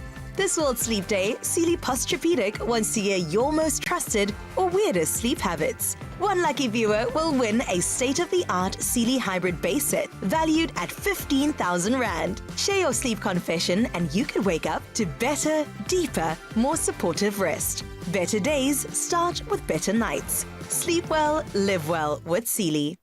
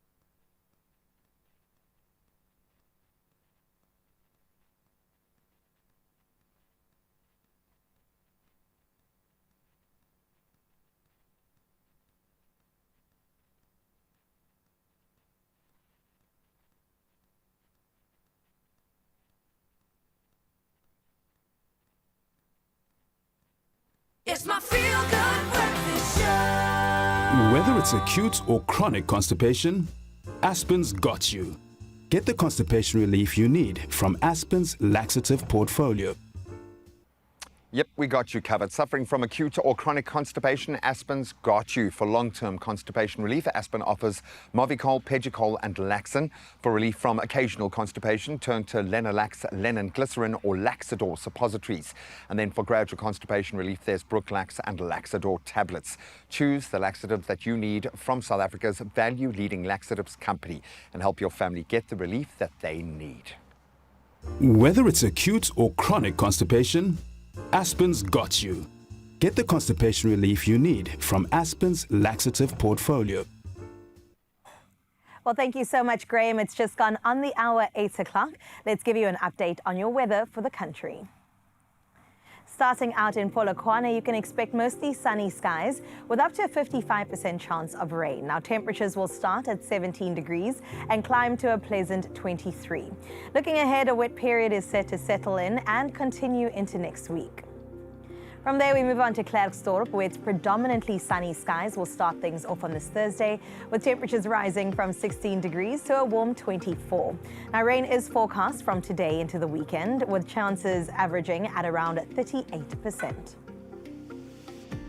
From wet weather, we're hoping we have some change in Pretoria. Well, you can expect mostly sunny skies, although there is a 50% chance of rain. Our temperatures will sit between 16 and 21. Scattered showers continue throughout the coming days with a 65% chance of rain on Saturday. Out in the city of gold, expect a 55% chance of light morning drizzle out in Johannesburg, clearing later in the day. Temperatures begin at a chilly low of 13 and reaches a high of 18. Our rainfall is forecast for the remainder of the week, so keep those raincoats close by. We head to Mbombela next, where today brings you partly cloudy conditions. Temperatures will start off with a low of 18 and then peak at 21 as your high. For the rest of the week, cloudy and rainy conditions move in, with today sitting at a 75% chance. Out in the beautiful Bloemfontein, the day begins predominantly with sunny skies. Expect temperatures to climb from a low of 14 and a high of 28 degrees. Now, looking ahead, you can expect increased cloud cover as the week does roll in. On the coastline, out in Richards Bay now, you'll experience partly cloudy skies. Temperatures will range between 22 as your low and 29 as your max, with a cool breeze from the southeast. As for the rest of your week, cloudy conditions stick around with rain forecasted. We head to Durban next, where cloudy skies start things off with sunshine expected to break through later. Temperatures will range between a warm 21 and climb to 27 as your high. Now, the week remains under a blanket of clouds with temperatures in the upper 20s. Mthatha, it's your turn now, where today you'll experience partly cloudy conditions. Temperatures will start off with a cool 15 and peak at 31 today. That will be accompanied by a gentle breeze from the east. Now expect cloudy skies to stick around for the rest of the week, with temperatures in the lower 30s. All right, Craddock, on your side of town, sunshine will dominate your side. Expect temperatures climbing from 16 up to a scorching 36 degrees today. Over the coming days, temperatures remain in the mid-30s, so pace yourself in the heat. Out in Ebeja, let's look at your temperatures as the skies will be clear and sun-filled. We start off at 17 and peak at 31 today. Now, as the week continues, warm conditions persist, so grab your shades and enjoy the sunshine. Gorgeous George, on your side of town, clouds and sun will share the sky across the region today, with temperatures starting at a low of 15 and warming up to a pleasant 24. Now, looking ahead, sunny skies dominate with temperatures in the mid-20s. We head to the Mother City next. We're out in Cape Town. You'll start your Thursday with sunny skies. As expected, we are going through a current heat wave. Temperatures will start off with a warm 20 and then climb to a hot 31 degrees. A gentle breeze from the southwest will cool things down, which is great. Going into the weekend, strong winds will start rolling in. Out in Sutherland, you'll experience mostly sunny conditions on your side. While your temperatures, they'll look like a cool 16 start and climb to a scorching 36 as your high. In the days ahead, expect temperatures in the mid-30s, and don't forget to hydrate as cloud cover's there, but so is the sun. Kimberly, it's your turn next, where bright sunny skies are set to make your day shine. Expect temperatures to swing between 17 and 31 today. Over the next few days, expect mostly sunny skies with clouds coming in from tomorrow. And then lastly, out in Uppington today promises plenty of sunshine with mostly clear skies. Temperatures, they'll climb from 17 to 31. And looking ahead, you are definitely in for some pleasant days, but hot days at that, with temperatures hovering in the upper 20s and peaking at 30 come Monday. Just to make you feel good, we've saved the best for last when it comes to the good morning sunrise view.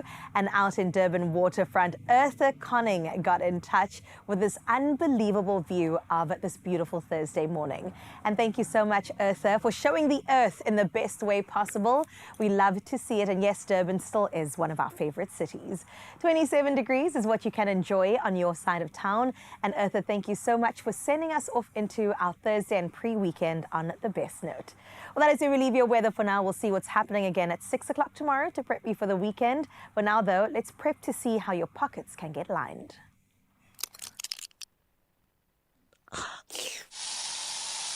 When bugs invade, use Raid. Raid kills bugs dead. Thank you, my friend. You might need a few extra pockets this morning. You can, in fact, double your winning chances if you play your Daily Lotto and Daily Lotto Plus today, because 600,000 Rand is sitting in our total guaranteed jackpots this Thursday. So please don't get left behind. Get your tickets in store as soon as they open, if that's the mode that works for you. Or go online right now, nationallottery.co.za. You can use their mobile app. You can use your own cell phone banking app. It is super simple, and we'll keep those details, as always, on the Expresso socials. So you can check them out and then put yourself in the running to win big by playing Daily Lotto for the guaranteed 450,000 Rand, and then Daily Lotto Plus for the guaranteed 150,000 Rand jackpot today. Oh, I wish you all the best of luck. Likewise, all of our compatriots who have been nominated for SAFTAs. Let's develop some SAFTA good karma right now. Head back to Josie to introduce you to Vele, who you probably know as one of our favorite actresses in the whole world. And yes, she has an opportunity to win big, but we need to play our part. Oh, feel good family. Of course, we need to play our part. Why? Because this Saturday, it is officially here, the 19th edition of the South African Film and Television Awards. We saw our girl running the streets of Josie, trying to get you guys to vote for her. And of course, SABC's Video Entertainment Division celebrates 34 nominations this year alone. And this morning, we're joined by someone who went from behind the Deputy Principal's desk to the SAFTA stage. It's true, my friend. We are celebrating a queen from Skim Sam. It is actress Vele Manenje, who is up for Best Supporting Actress in a TV soap at this year's 19th annual SAFTAs for her portrayal of Evelyn Maswahla. Everybody, please let's give her a feel-good Skim Sam welcome. It is our queen. Really, congratulations. Thank you. Hello, SAFTA nominee. Hello, gorgeous SAFTA nominee. How are you, baby? I'm all right, thank you. And how are you guys? Incredible. You look glowing. You look like you're about to be a SAFTA winner. I received that. Amen. In the name of Jesus, I receive it. Really, I mean, you're someone who can be so proud of your career because you literally started off from being a little baba on Skim Sam. You know, you were doing the things on River Ningo. You were just really out there already from a young age. Yes. Talk to us a little bit. You know, when we talk about, you know, this especially, I think, big milestone in your career where you're yet again nominated at the SAFTAs, what's the biggest lesson that you've taken with you that's really allowed you to grow? Oh, show up. Show up. When I look back and when I think about the longevity of my career, I was actually counting with David Mashabela the other day, and he says to me, do you know you've been in the industry for 16 years? Wow. Right? And within those 16 years, they've been consecutive enough for me to work. And when I looked back and thought, what is the thing that has kept me here? I've never given up. I've always shown up for myself and for my craft. So that's the biggest lesson that I can say is the one thing that I hold to. Oh, absolutely incredible. One thing that I could say added to the success of the 16 years, you're able to speak 9 languages? Oh, maybe even more. Give us the number. Give us the number. Is it a 10? We'll keep it to 9. Let's keep it to 9. Okay, give us 3. 3. So, siyakhuluma, riamba Chivenda, riabolela, habulabula, ekoni Afrikaans praat nie, maar ek probeer. What number are we on? We're about to go on 6. Yeah, Rabua show to Isixhosa sona. Siyathetha wethu. Siyathetha wethu sana. Kaloku. Ewe, siyathetha nothetha wethu. Oh, babe. IsiNdebele, you know, we are at the 9. How? So one thing that I realized worked for me is growing up in the township, you know. We lived in the township until I was 6. But what that does for you is that you're going to go to a government school. So you've got a Umxhosa, a Zulu girl, a Venda child. You know, it's a mix. And so those things are easily adaptive those languages are easily adaptive into your mind. Yeah. Because some languages, when I think about it, I'm like, I don't remember actively learning this language, but it's stored somewhere in my brain, and now I know how to speak it. If I find somebody who is Mulobedu, I'm like, you know? Can I tell you what I know? Yeah. Shosho Bafetu. Yeah. But actually, just to add to that, I love people. And so I think I take people, not even I believe I take people seriously. And so when I interact with people, I want to kind of stay in their soul and them for stay in my soul. And the only way to do that is to know how to speak. When you get to a place and when you arrive in whatever place that you get to and you say, Dumelang, you know, in whatever language that they speak, then that lets them let their guard down and allow you into their space. And respect. Right? I don't know the correct code, but Madiba said it, you know. When you know people's languages, it allows them to operate from a place of love or accept you from a place of love, because then you become one of them. I love that. Madiba's child, this one. Hey, yes. From that era. Oh, he would be so proud of you. And my babe, I do know that we are all proud of you because you literally are self-denominated. I mean, yes, it's nothing new to you, really. But, you know, I feel like it's always quite the honor to be recognized by the industry saying you're doing great. What was your immediate response to really you're nominated? And also, what does it mean to you at this point in the game? You know, I think at this point in the game, this one is different. Yeah. Because I think it's the people that nominated before the industry said, I'm not saying the people led to the nomination. You know, it was probably going to work out that way anyway, because if it's planned by God, then it's going to go in that direction. Amen. But what I'm saying is, with this one, a year before, when we were doing this particular storyline, already people were like, if we don't recognize this lady, then we're doing her wrong. So with this one, it's really different. It's so dear to my heart because of the love. Yeah. Oh. It's filling my cup so much. That's beautiful. The love from South Africa. Wow, thank you guys. And look, you deserve all the love. You do. It's 100%. beautiful. You know, the positive energy. Yeah. I've never had my cup so filled from just the love that people are giving. Yeah. So this one is so dear to my heart. Oh my goodness. Oh, babe, and I mean, my love, you know what? It's only right you get all the love. You're on the biggest show in the whole country.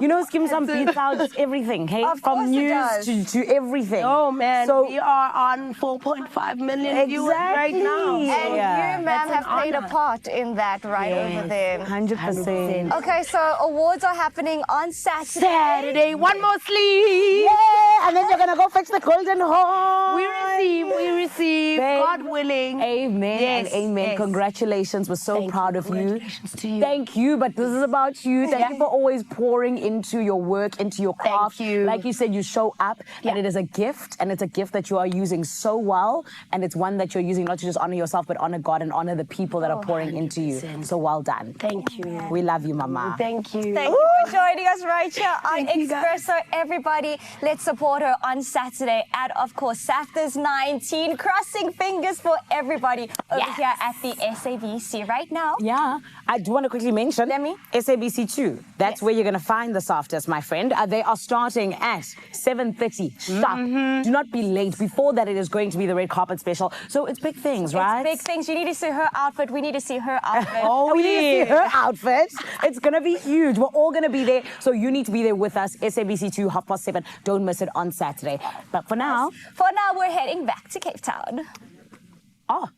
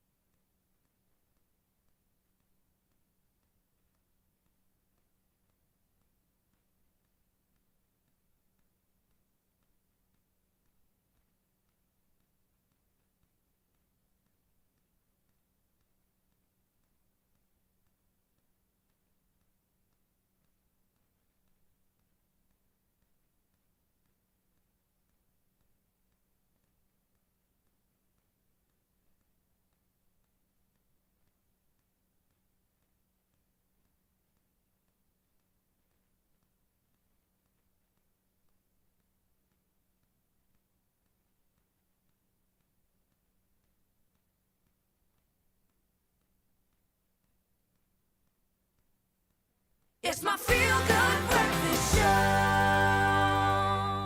Welcome back to your Feel Good Breakfast Show, and thank you for celebrating along with us as we get into the Eid celebrations that we're anticipating. Now, we know it's a joyous occasion filled with celebration and togetherness and definitely sharing along the way.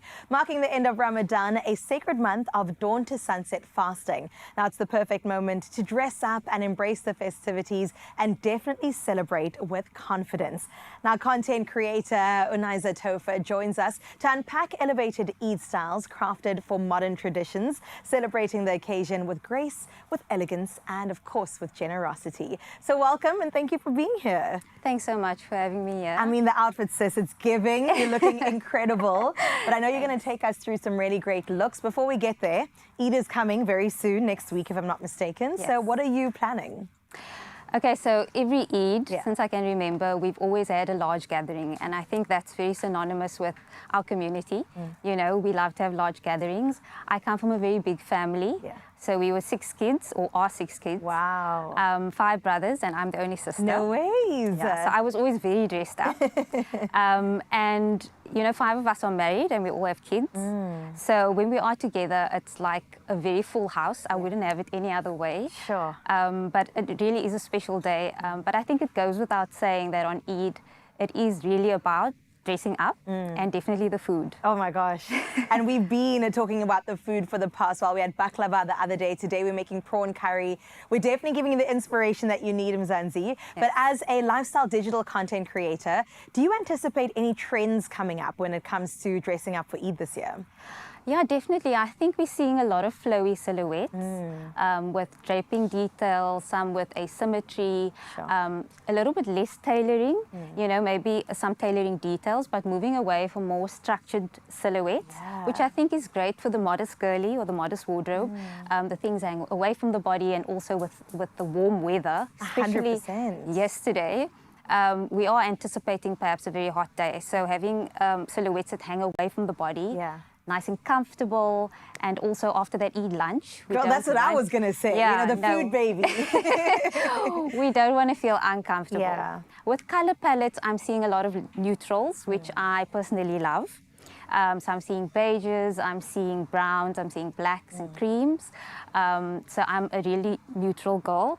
My husband tells me every other day, brown again. Beige again, yes, again. Yeah, but it's really classic choices in color. Yeah. And then we're seeing richer palettes like your burgundies and your emerald greens. I think burgundy is really going to be big for Eid.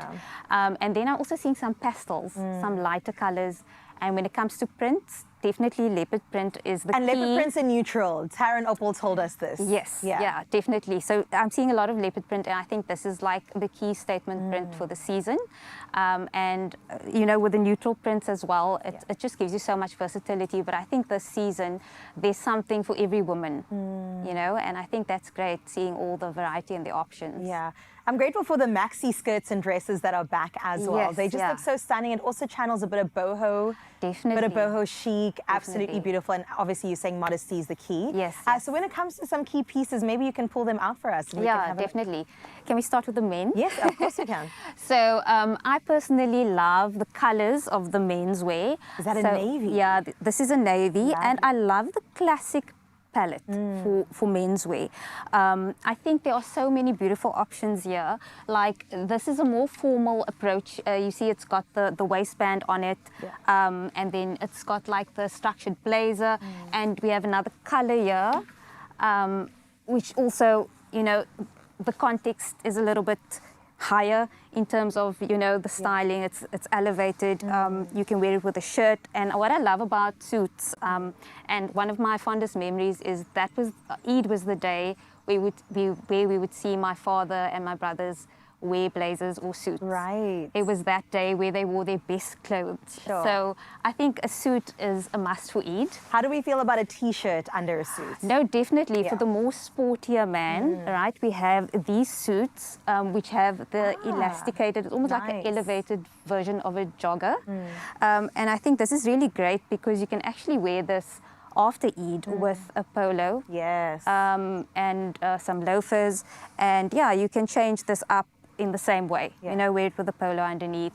And that's really the key to kind of looking for pieces for Eid, looking at how they can be sustainable, how we can repurpose them and wear them after Eid. And these Woolies has really classic pieces. Oh, that's the black version? This is the black version. Oh, look at the zip up as Yeah, well. yeah. So, I mean, wearing a shirt under this even, and a tie, or, you know, kind of juxtaposing the formality styling with, you know, this kind More of casual smart, approach, casual. yeah. And then afterwards, you know, wearing it again. Definitely. So I think I really love that about the menswear. Oh, I'm here for it. Okay, so from menswear, quickly women's wear, and then I know we've got some models, and it's just going to kill you with cuteness. So let's swap over and you can come this side. Okay, thanks. Okay, so with the women's wear, I really love this blouse. Lovely. I feel like the color, the print, the color of the print really stands out against the black background. And I also think this is a very timeless print, and we can pair it with like a pair of black culotte. Ooh, nice. Pants, which is also nice and modest and great for any modest wardrobe. And, you know, styling it up with, you know, beautiful bag or like earrings, you know, you can really, Woolies has so many options when it comes to accessories and footwear. You can really, there's endless options. I love that. And then your dress is, of course, on the rack as well. Yeah, so this is the dress for Eid. Sure. So what I love about this is the silhouette. This will suit so many body shapes. And there's such beautiful details on here, like the pleats under the neckline. It's got covered buttons, a high-low frill at the bottom. Yeah, so it's in the small details that this dress shines. Also, you can wear it in different ways. So I'm wearing it with the belt, but you can actually wear it loose like this, and it kind of looks a bit like an abaya, which women love to wear on Eid. And then I think the fabric is really amazing because this is great for warmer weather. It's very lightweight, but at the same time, the color palette is kind of moving towards fall, winter. 100%. Yeah. We're anticipating. I mean, we're already halfway through March. Exactly. And just quickly, let's see what the kids have, and then we'll see our baby come through. Okay, so we have these beautiful dresses for the little girls. That's cute. And I feel like Eid is that day where there's no such thing as overdressing your kids. Agreed. You can also wear this again with a little cardigan, like a tulle skirt. And then the boys, I love the boys' items. We have these beautiful options. Oh, lovely. Shirts With a little bow tie. With the bow tie actually attached. And then we have this waistcoat and this blazer, which is kind of like a heritage look for little kids. Oh, I love the combination of that. Okay, so our kids are sorted, mom and dad are sorted. So let's bring in our models so we can see what baby and our parents look like. Ah, the color palette for me is giving, hey? Yeah, definitely. Look at that. So this is a really beautiful color, the khaki, a nice warm color, and we accessorize it with the gold to just give it a little bit more of a luxury look. And then the menswear is like neutral colors, and we've got a nice dark shirt underneath that, and neutral shoes, and a nice warm chocolate brown belt. Oh, I love that. that. And I think the baby is the star of the show. No doubt. Yeah, so the beiges and then also the lighter neutrals on top. I really love dressing kids in lighter colors somewhere on their outfit on Eid, just to give them that youthful, that youthfulness. I mean, it's not going to stay clean for very long, but that's okay. That's fine. It's all about the look. The accessories also looking gorgeous. I mean, give us a little 360 parents. Let's see what's going on here. It doesn't have to be parents. It could just be siblings even. But the guys and the girls look absolutely fantastic. Thank you guys so much. Thank you, baby. Oh, my goodness. You've done a fantastic job of curating all of this. Do you know what I love? That you've actually prioritized comfort, but also without compromising on style. Yes, yeah. And that's what it's about on Eid, no? Definitely, definitely. And I think, you know, as we get older and we have kids, I've got 3 kids. Sure. You know, you need to be able to move during the day. do. And with my case, I need to be able to run. So I've mastered running in these. Because I was staring at the heels. I'm like, they're gorgeous, the perfect height as well. Yeah, the perfect height, the perfect height. Oh my goodness. Well, we wish you the best in the last stretch of Ramadan. And of course, when it comes to Eid, we know that we are sorted with our clothes. In just a little bit, we'll also be sorting you out with your table. But let's get Eid ready in elevated styles together and discover the elegant capsule of timeless pieces that epitomize contemporary sophistication. And you can shop it all in-store, online, and on the app. And plus, Mzansi, you stand the chance to win 1,000 Rand Woolies gift card. Simply reply to the competition posts on the Expresso social pages and answer this one question: what are you wearing for Eid this year? And as you know, Woolies can help you get there. So don't forget to use that hashtag WooliesEid. The competition does close on Sunday, the 15th of March at midnight. And T's and C's can be found on our website, expressoshow.com.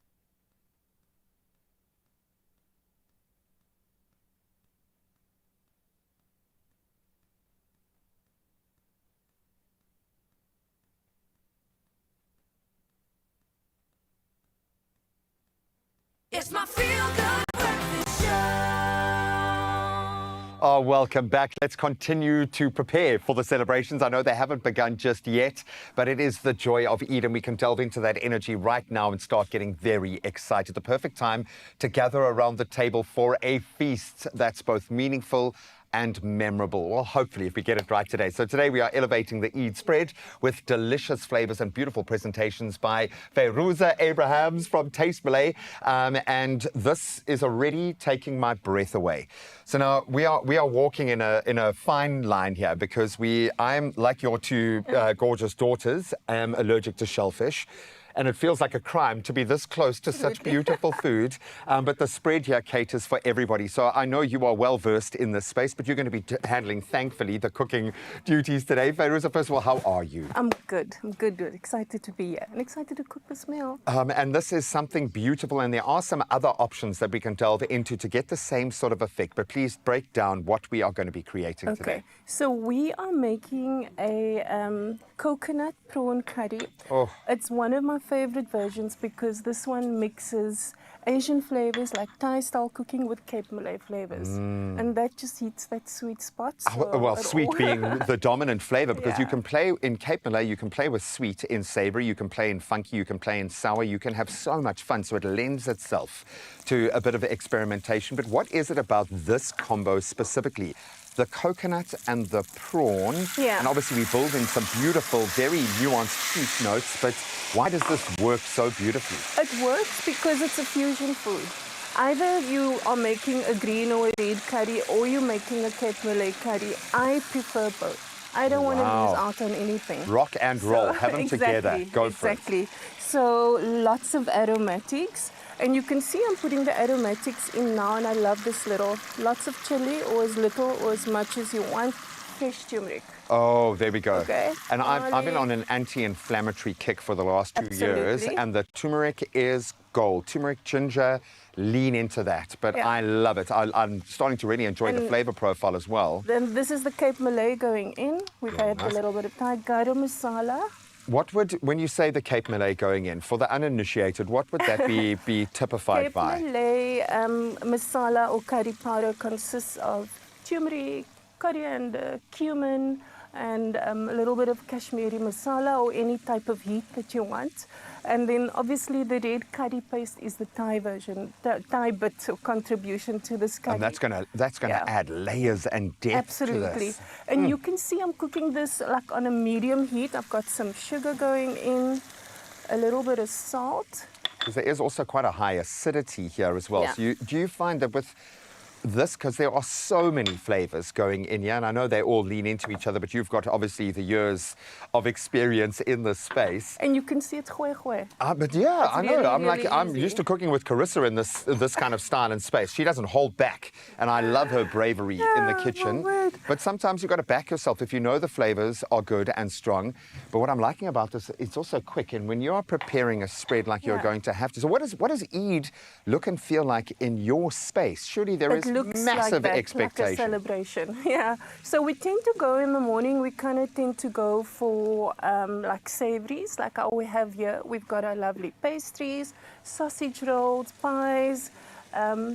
Continuing the theme of Ramadan, but it's also like the first Eid morning is the first day that you're having an actual breakfast. So you've got to balance You've those. got to balance You've got that. to. And Yeah, then your we- body needs you to, Yeah. for sure. And then we tend to go in with the sweet stuff in the afternoon, and that selection is really, chocolate always, brownies, and we've got lamingtons today, some brownies, and of course more dates, because who says no to dates? Oh, and I love the fact that you've treated the dates, that we've got stuffed Yeah, with they are nuts and stuffed, dipped in they are chocolate. delicious Absolutely and beautiful. Good quality, and this lovely little mini bundt cakes, awesome.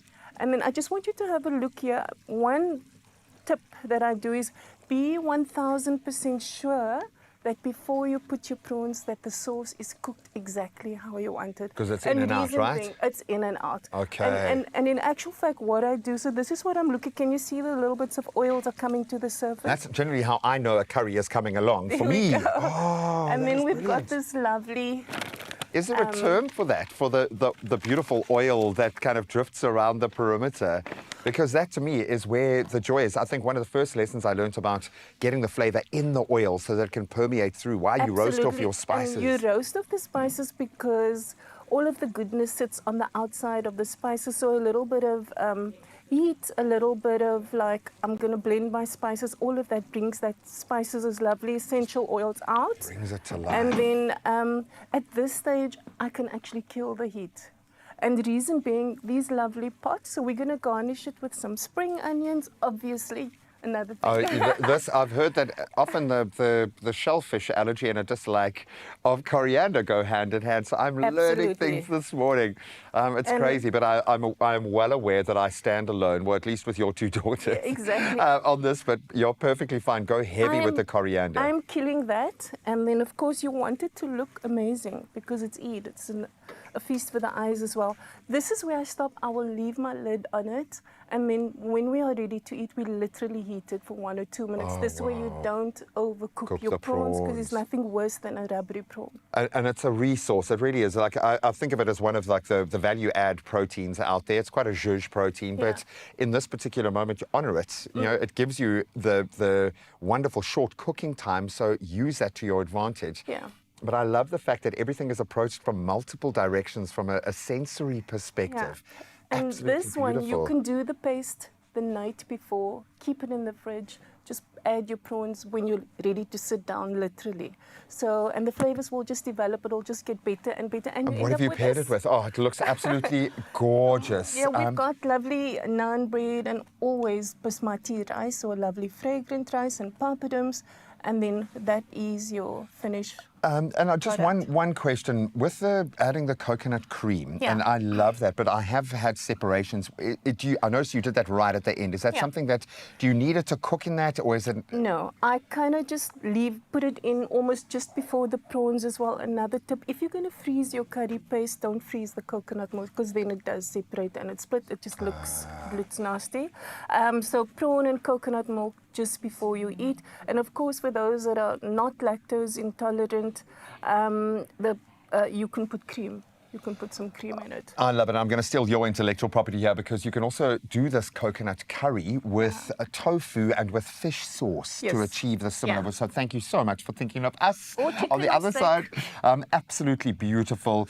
Eid Mubarak. This is absolutely gorgeous. I hope this is going to set the tone for your day of preparations, because I know you're going to look pretty much like this. I think it might even look better, but I think Oki and our team have done so well today. So grateful for their input and for yours. Thank you so much. I know what's on the menu tonight, at least, and I've got to say, for all those that are fasting right now and going through this process, I hope that you are finding what you are searching for in these beautiful moments. You can elevate your Eid with Woolies, and you can shop all of these amazing ingredients. They really have provided a playground, and you can shop at Woolworths, available in-store, online, or using their amazing app. Thank you so much. This looks beautiful. Well done.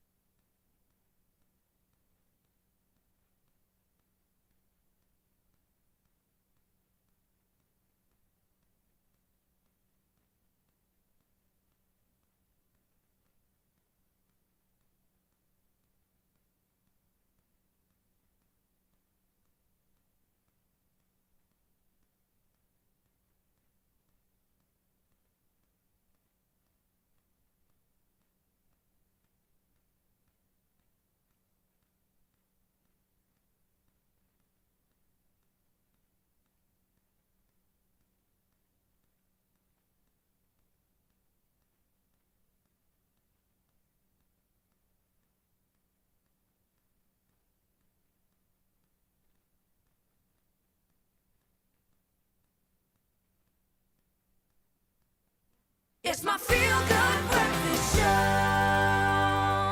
Oh yes, it is your Feel Good Breakfast show, and we're so glad that you are still with us. If you're just joining us, then you are just in time, because we are sitting down with the superstar, all in the name of the Metro FM Music Awards. Now today we are joined by Nkabi Records' very own a lyricist and performer who has captured the ears of the nation. Now, of course, he's nominated for Best Maskandi at the Metro FM Awards 2026 for his massive hit Amapiko.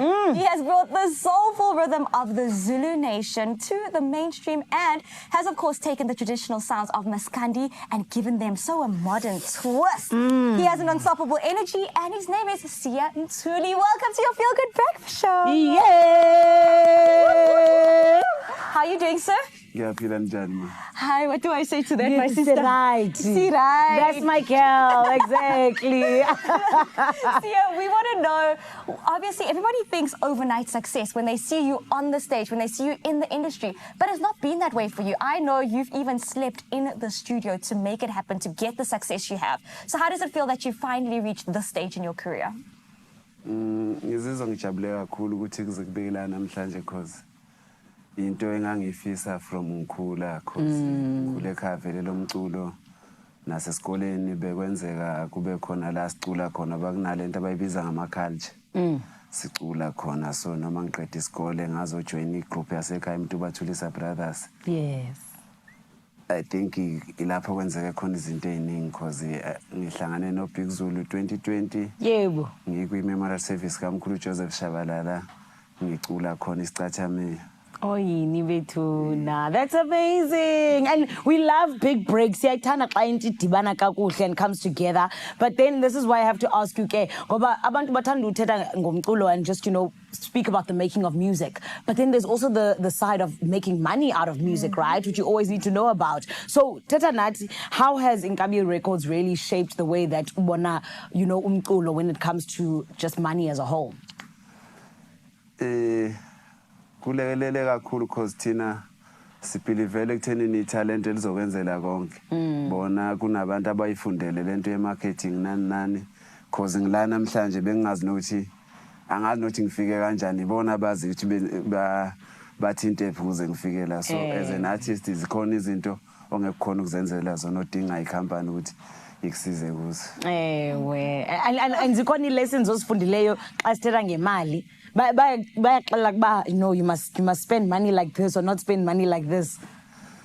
Yeah. Kukhona laba sithisha khona noma siphuma ke esandleni ophela imali mayisikuwe wenza noma yini oyifisayo. I love that. And then we're going to talk about the Metro FM Awards, which are happening end of April. Tell us about that one, because obviously it's your first nomination. It's also a very brand new category. So how do you feel that you're one of the first to ever be nominated in this category? Do you think you're taking it home? I wish ngayithatha. Funa ube confident bathungisiya. Ewe kimi. I wish ngayithatha, but I believe abantu bazongivotela ngiyithathe. Yes. Asiyithathi emntube yasekhaya le. Yeah, boy, he's bringing it home. And I mean, Amapiko featuring Big Zulu. It's a huge song. Congratulations. Ay, nenze kahle bethuna. But Teta Nati, when I know Big Zulu coming together, so dibana senza umculo, how did it happen exactly? I think waba uyena ubhuti omdala wabona into engasebenza kimi mina ngayibona because ifocus yami mina bekuyisicathamiya nje indaba yomculo wama-beat nani yena wangi-introduce ngapha kwi-hip hop, afro pop. Yo, that's amazing. Yeah. We also know that you are from Durban, and Metro FM Awards are happening. Where is that, sir? In Durban, so imagine you win this award in your hometown with all your family, all your friends around you. Is that going to mean just a little bit more to you?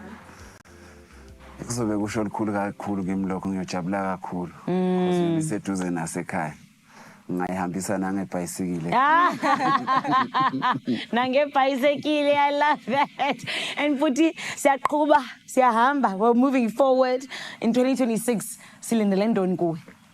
Ne-album engizoyidropha kungekudala. I think 98% done manje. Ooh. Ngaphuma noma kunini. I love that. Nini kaloku siyazithanda exclusives apha kwi-Expresso. Izophuma nini?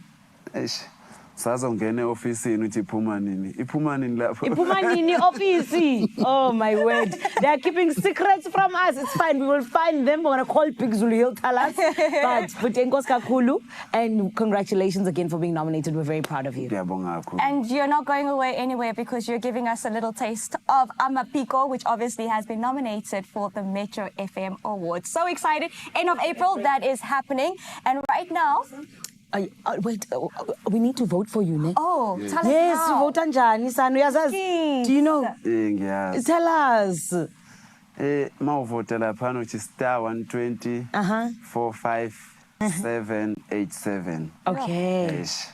Then kunama option until option Best Maskandi. Yeah, Best Maskandi. Yes. Siyantuli amaphiko izovela. Amazing, amazing. You are taking it home, my guy. Yeah, we can believe. feel it. We are. You remember you said this feeling here? Yeah. Her and I, we have the feeling We here. do, we do. This is a superstar. And this is why, while you're voting for Sia, you got to make sure that you get ready because, my friend, you're going to be blown away by the fire performance on the Feel Good stage from this king right here. And we hope you're ready. But right about now, we need you to make sure that you don't go anywhere. We're going to take a short break. And when we come back, oh, forgive me, we're not taking a break.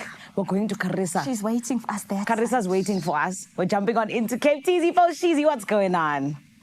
Zanele, I've been waiting for you. Now you want to take us to a break? Well, I'm joking. What is that? Let's get into more celebrations. It's part 2 all around Eid al-Fitr, a special time to celebrate the end of Ramadan with loved ones. And what better way to mark the occasion than with a delicious feast around a beautifully set table. And shout out to all the foodie team for putting this food together. It smells good, it looks good. From considered decor to thoughtful finishing touches, creating a warm and welcoming space is really part of the celebration. And that's how we brought her back. Vanessa Tofa is still here to share the inspiration for styling the perfect Eid table. We're talking about elegance and hospitality and definitely just the meaningful details. So thank you for sticking around. We trust you because you look good and we know your content is fire. So when it comes to Eid celebrations, what sort of things do you and your family celebrate? What does it look like around your table? Okay, so basically, I think most Eids center around a very big lunch or a very big supper. So the lunches, I think, are more common. But this year, I'm having lunch with my parents, and then we're having a kind of a tea and a bigger supper. Beautiful. So I think regardless of what you're having, everything is centered around the Eid feast. And like I said, food is one of the main components of Eid. Of course. It is a celebration, and I think Eid is a day that we also celebrate food after the cleansing of the body. Yes, and the sacrifice that's been made. Yes, yeah. And we're sad to say goodbye to a sacred month, but we also celebrate, you know, a kind of a new beginning. Yes. And, so we celebrate with food. It's a big part of Eid. It's a start of a new beginning because throughout the month, I mean, it's a time of clarity and reflection. Yes. And you've almost come to a new part of your life, a new season. Yes. And now you're going, okay, you know what? Let's definitely eat to the occasion. So when it comes to the table decor, I mean, this is simple but absolutely beautiful. So textures, colors, decor trends, what are we looking at? Okay, so decor trends, we're seeing a lot of white with, you know, gold accents. So these beautiful crockery and serveware, which is white, which is quite a classic, you know, a classic take on serveware and table decor. And then just kind of adding that little bit of gold, you know, for that elegance and that luxury. And then also combining it with natural or earthy elements, which I really love. I think it gives this really wholesome, lived-in feel. And I love bringing a bit of the outdoors inside. Absolutely. So it's kind of like also looking at natural elements and your luxurious elements to actually elevate it. And also sustainability, like, you know, the sustainable wooden board. Yes. I love texture. So those are the elements I like to play around with. And obviously these beautiful gold, cutlery. It's stunning, hey? Stunning. And it picks up everywhere, even in the glasses with the rim too. Yeah, definitely. I love a lot of greenery and also with centerpieces, I love a lot of texture. Yeah. I think, you know, glass is a really great choice with this type of decor because it kind of gives all the pieces an opportunity to shine. Yeah, I love that. The white tablecloth is really great because it's nice and classic. On any other day with my kids, I won't use a white tablecloth. But on Eid, we make all the exceptions. Of course. These corn husk placemats are a nice way also to add texture and, you know, kind of create like a contrast between earthiness and a lived-in feel with elegance. Yes. And I think it's also kind of more child-friendly. And Which you have to consider. Yeah, you have to think about that. And you can use it after Eid. Exactly. So a lot of the choices that I try and make are looking at how I can repurpose things after Eid. I love that. No once-off purchases, right? Yeah. But I think it goes without saying that there are some pieces that we put away for Eid only. Special occasions. Now I can relate. I get you. Yeah. So yeah, that's basically what I love. I also love the glasses. Yeah. The fact that we're playing with different glass heights. So we've got this really fancy soda glass.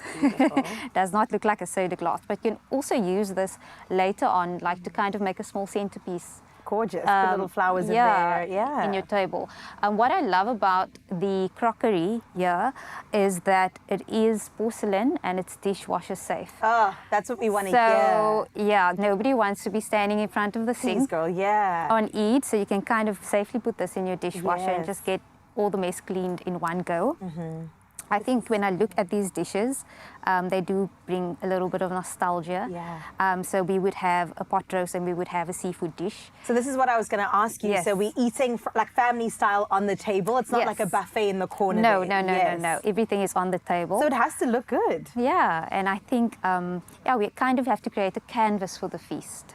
I agree entirely. I also love the fact that the centerpieces are not centered, but actually at the end, because we can conversate and see each other and clink our glasses and eat and reach for food. It just makes it really cohesive and therefore community. Yes. Thank you for coming through. Thank you you have so plugged much. us into all things good thanks to Woolworths as well. And we wish you a beautiful Eid al-Fitr. I know it's going to be a wonderful time of celebration.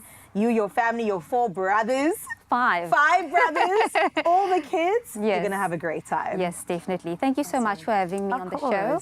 And I'd love to wish all the Muslims happy Eid Mubarak, inshallah. Oh, there you go. Set the scene for a memorable Eid with inspiring decor that you can shop at Woolworths. As you know, you could do so in store to check out all the good stuff. If you don't have time, you could do it online too, and of course on the Woolies app.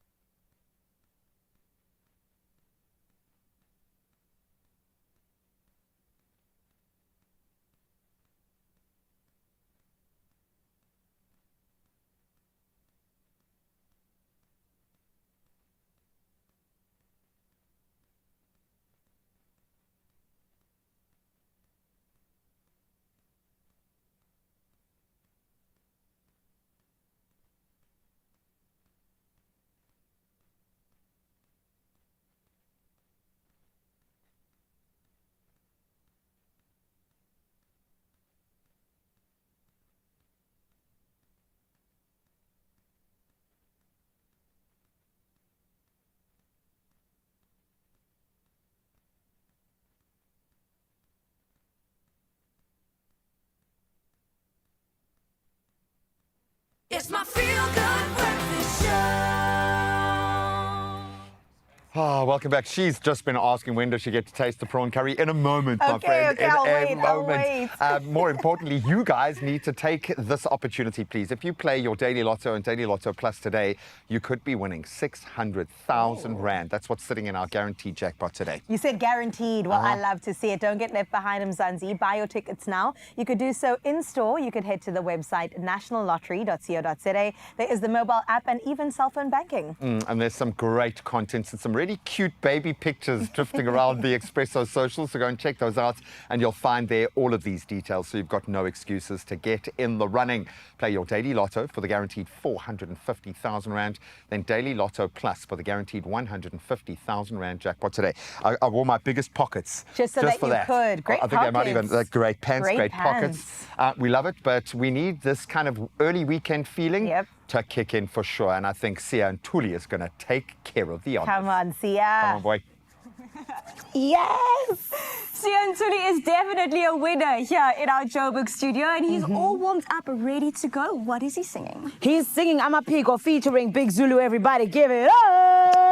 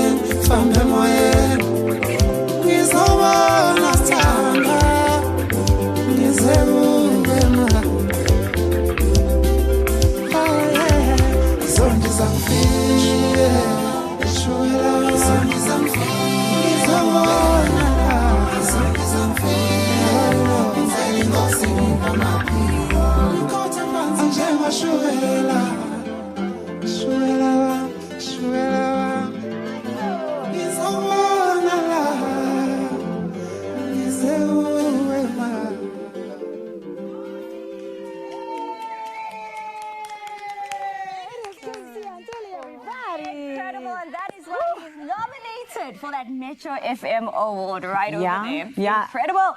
And honestly, we feel like he's going to take it. You should as well. And how can you do that? By voting. Thank you very much, Best Maskandi. However, we want to know, Cape TZ Foshizi, are you feeling the vibes from Cape Town, or rather from Johannesburg? We just want to say goodbye to all of you and thank you for joining us on your Feel Good Breakfast Show. Tomorrow, we're back. It's the weekend, Come baby. on. We'll see you then. Love you too much. Stay safe. Mwah. Adios.